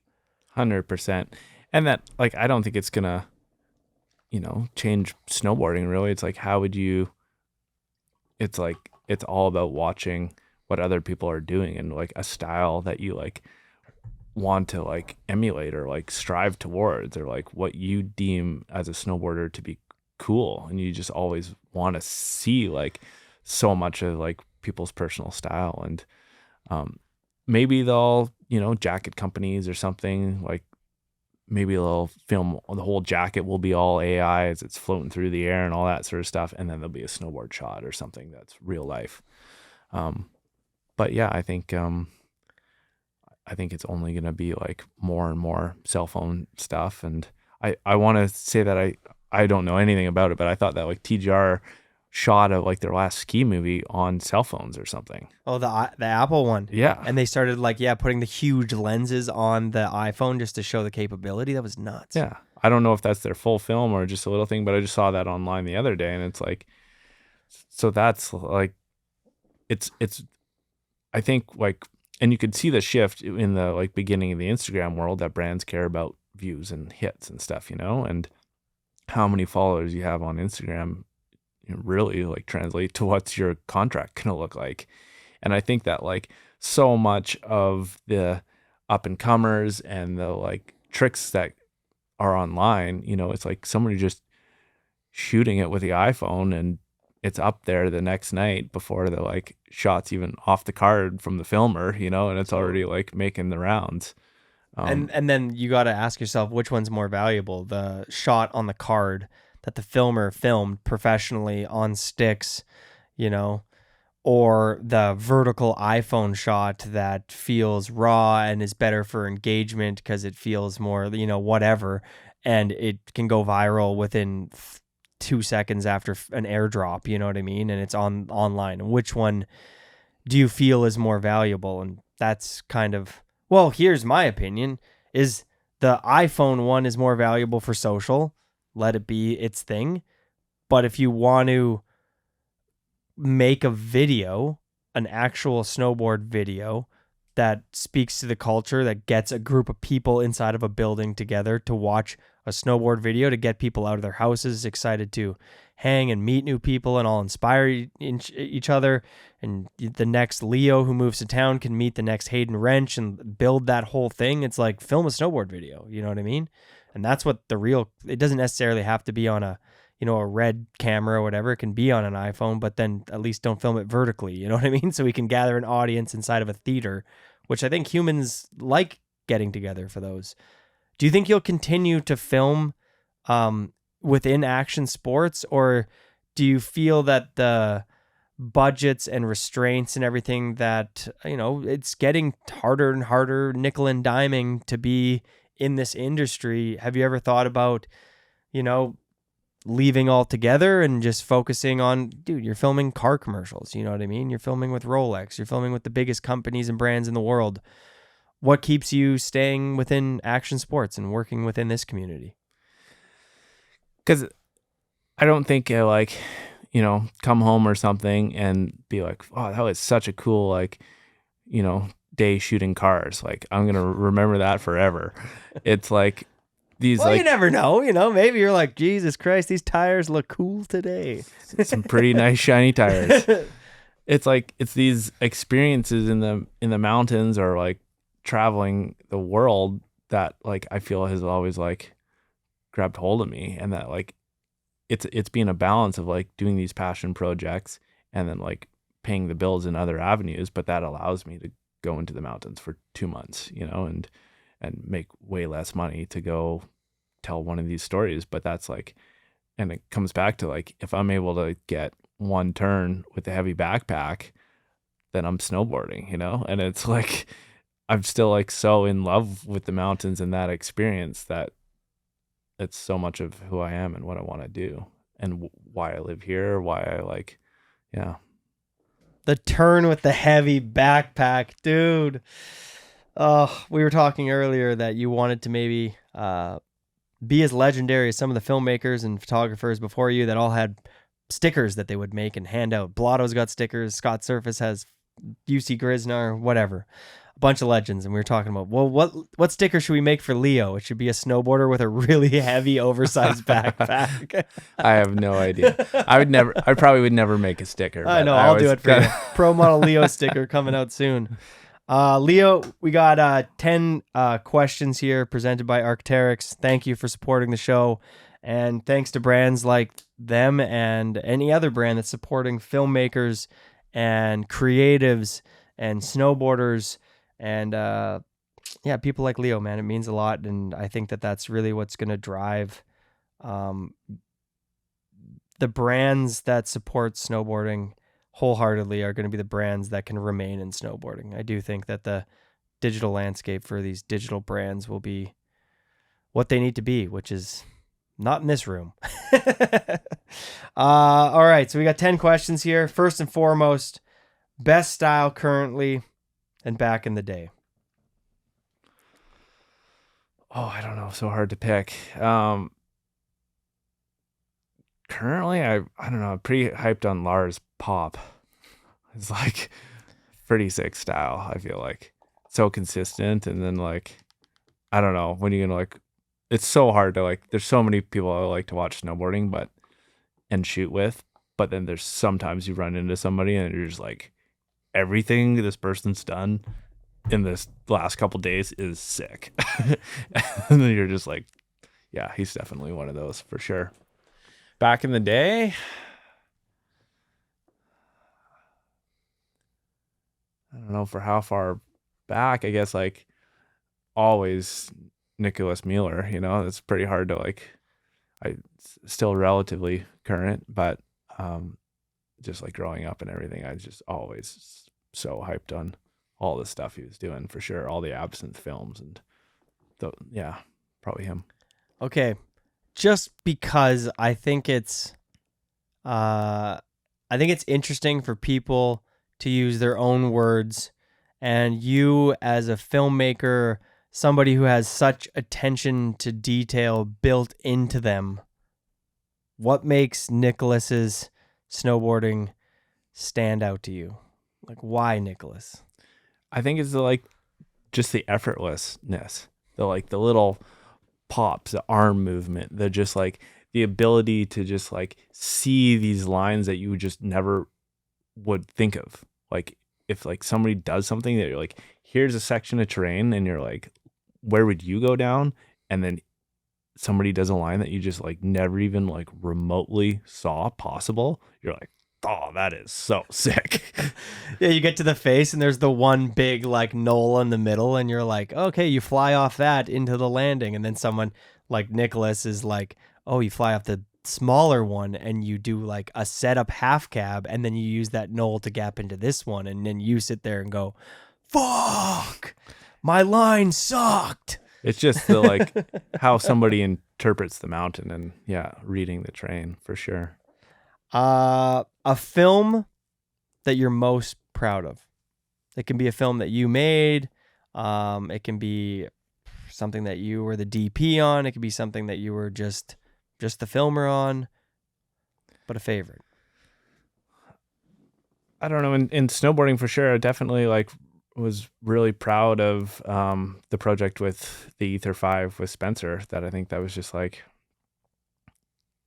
I just remember like the first time we got one of the shots that I was like kind of going for, and I was just like losing it. I was like, this is actually going to work. This is so insane. And the way that it was just all coming together, and it was, yeah, to when you have a vision in your head and it's like, it actually comes on paper. It's like, can you describe the vision that you had for that film in simple terms? I just basically wanted to like recreate the feeling of when you do a turn and you just like hacked a big turn and you like look back and you're just like, that moment made my day. That moment made my week. That's why I keep doing it. It's like, how do you encapsulate what that feels like in some way without like talking about it? Just like a visual poem to that feeling. Okay, so I can't snowboard next year because I got to get my knee fully redone here, which is fucking heartbreaking. But in 2028, if you want to recreate that same film with me, because I don't know how aggressive I can be on the board, I would love to film a 1-minute turning video with you. Let's do it. 2028. I'm down. Fuck yeah. That's what's going to keep me motivated for the next 500 days in the gym. Yes. Yeah. You heard it here, everybody. 1-minute Leo film coming 2028. Shot in or released? That's up to you. Let's see what your schedule is looking like then. What's one overlooked piece of gear that you need to travel with, that you need to have, that you need to maybe have in the mountains, but one piece of gear people overlook and you're not forgetting that piece? You can never have enough heli straps. It's so useful. As Like- many as possible, Like how many are you traveling with? 4? at least. That's pretty good. I have 4 in my backpack at all times. And now, not to bring it back to me, people, but I destroyed my leg, my knee and everything like that. And we got, when I got to the hospital and got dropped off, the doctor, and there was another person from Emerge, and there was somebody from the ambulance, a different ambulance in there, and they had came over to look at my knee brace, and they're like, this is the best knee brace extraction we've ever seen. And it was a whole lot of it took a whole lot of those straps. I mean, and we used shovels and we had a bunch of SAM splints and stuff like that. But those straps, I think we had 6 of them on me, maybe even more, maybe like 8. You know what I mean? But it was like my leg was fully braced because of those. So useful. always travel with those. Stay strapped. What's the most beautiful mountain? You've seen a lot of beautiful mountains. You probably stood across on the other side of the valley with this, cup of coffee, probably with no cream. It was probably just black, and you were just staring out there. Maybe it was, kind of windy and it wasn't the day to hike the mountain, or maybe you were even going to hike that mountain at all. But I'm imagining Leo has seen some of the most beautiful mountains that anyone has ever seen, ever. You're putting me right back there, right at the moment. I'm visualizing it all. That all was very to the T. What? I did it? Probably Layla Peak in Pakistan. It's insanely aesthetic. It's like just a proper pyramidal, just jagged. It's just absolutely gorgeous, I think. And you were having a cup of coffee looking at it? Oh yeah, the whole thing. Yeah. There's actually that spot was so cool. We had snow leopard was following our skin track, snow leopard prints all around our Did you tents. see the snow leopard? Never did, but What's one of the more rare or exciting animals you've seen in some of these remote places? You got a favorite? Did you see I don't know, a woolly mammoth tusk or something? I don't know. Nothing that's some polar bears, and I was almost in Alaska this year. I was with Travis, and there's this wolverine that came over this ridge, and I don't know if I've really seen a wolverine in the mountains, and it just way over this col and down into the valley in 5 minutes. The thing was cooking, as fast as you could almost snowboard. If you were to go down a thing and then push across the flat a little bit and then down the thing again, this wolverine was moving so fast. And I was just this is the coolest thing. I saw a wolverine up the Hurley, under the Hurley road gap. I was the first one on my snowmobile, and then I got off, and I was like, "Whoa! Look at that huge man bear pig thing. That's looks like it's so flat to the ground, and its body's huge, and the legs are stumpy, and its hand." And then I realized it was a wolverine, and apparently they're not so friendly. And then I was fucking got back to my sled, got on, started it, and was revving the engine. I was like, "Wait, fuck! This thing could fuck me up For sure. A camera that you love to shoot on. I think the Arri cameras are just so beautiful, the images. But it's really the right camera for what you're trying to shoot, you know? It's like sometimes I would never want that camera. It's just kind of whatever is like working the best for what I'm trying to shoot on. Yeah, to shoot. So you need an arsenal. What's the most expensive camera that you got that you're like, I'm so bummed I had to buy this? Or like, what's the most expensive piece of camera equipment you got in the bag? Well, most of that stuff you just end up renting because it's like, it's basically down payments on a house. What's the most expensive rig that you've worked with? Oh, I don't know. There can be like a couple $100,000 for sure. Like, because some of the lenses, like a lens itself will be like $70,000. 70 grand. Even more sometimes. And then And Jody's been known to hit some of those lenses from time to time. you keep people away from them for sure. Yeah. Could be a couple $100,000 for sure. We touched on this, but like one thing left on the bucket list.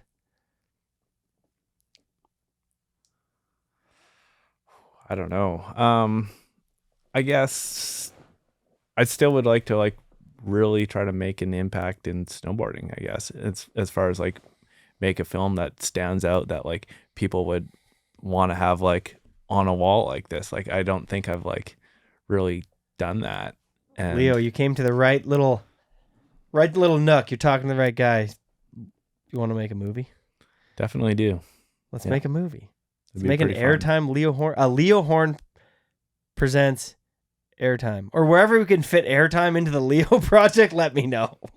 Like I would just really love to sample the different styles and the different like types of snowboarding that I've like met these people around the world, and that like so much of it is like crew based, and that I feel like there's like tied to a certain brand, you know, but I feel like the day is a little bit of like building a film around the type of styles that each individual brings to it is like very rare. It's all like based within some sort of crew, but if you can We're like saying too much. Hey, if you're listening to this, stop listening. cut the cameras. Cut the cameras. Leo will talk offline. It'd be pretty sick. Anyways, stay tuned for our film. I'm going to bag Leo. A moment in time that you'll remember forever. That's a hard question, Jody. Just one moment. It doesn't have to be the best moment, you know, just a moment in time where if you kind of like, you know, you're like, that was nice. I don't know. It stood out for a while that it just comes to me quick that there's this, I was shooting corrugated, this like mega spine face up in Alaska. And it took us like 3 attempts or something. And I'd like have to hike up onto the Barbie and then wait all day for like the guys to like figure out the like the cornices and like the roots and stuff like that. Like it was just like an absolute time like burn.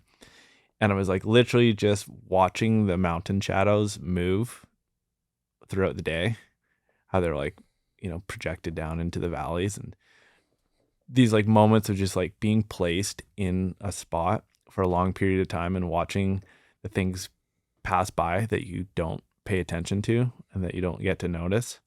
I don't know, you just see like seracs breaking off and just like just literally the shadow moving in the valley is like, you know, you don't do that every day to just go sit in one spot and like literally just watch time pass like that. I think that's maybe the one that came to my head off the top.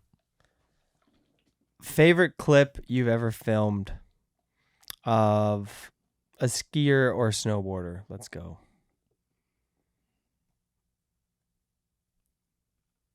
It's probably some of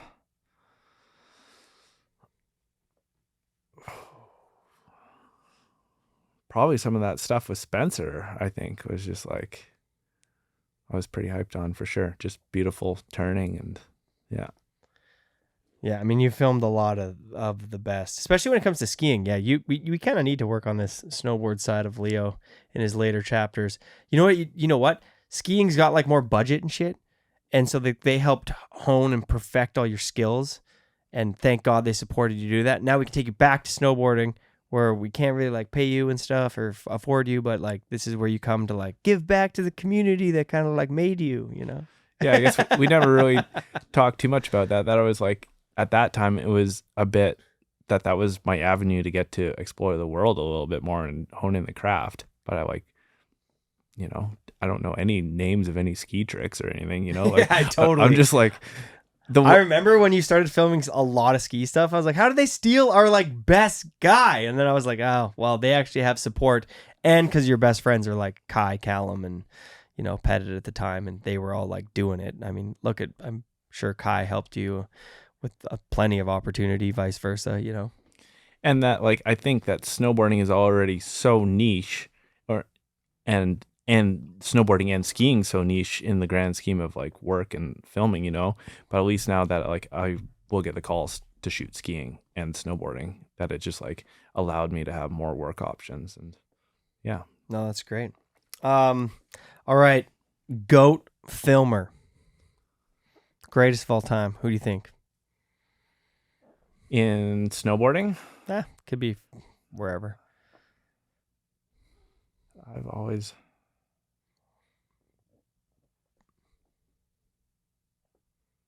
so hard. So many different people that I've like looked up to, and I guess there's just always been like different times in my life that I'm like, that's the shit that I think is so sick. And We can go with a couple filmers that you like to make this question a little bit more relaxed. that would help. I think I was just always like really inspired by Gabe, Hayden and Joe. Like growing up, were just like, yeah, total heroes. Joe Carlino and Hayden Wrench. I mean, there's so many good filmers in the Sea to Sky. That's a brutal question for you. Yeah, it's really putting me on the spot pretty hard on that one. Nice. Everyone, really. Yeah, everyone. That's a good one. We love that one. All right. Well, we can be a little bit harsher here then. The GOAT of skiing and the GOAT of snowboarding.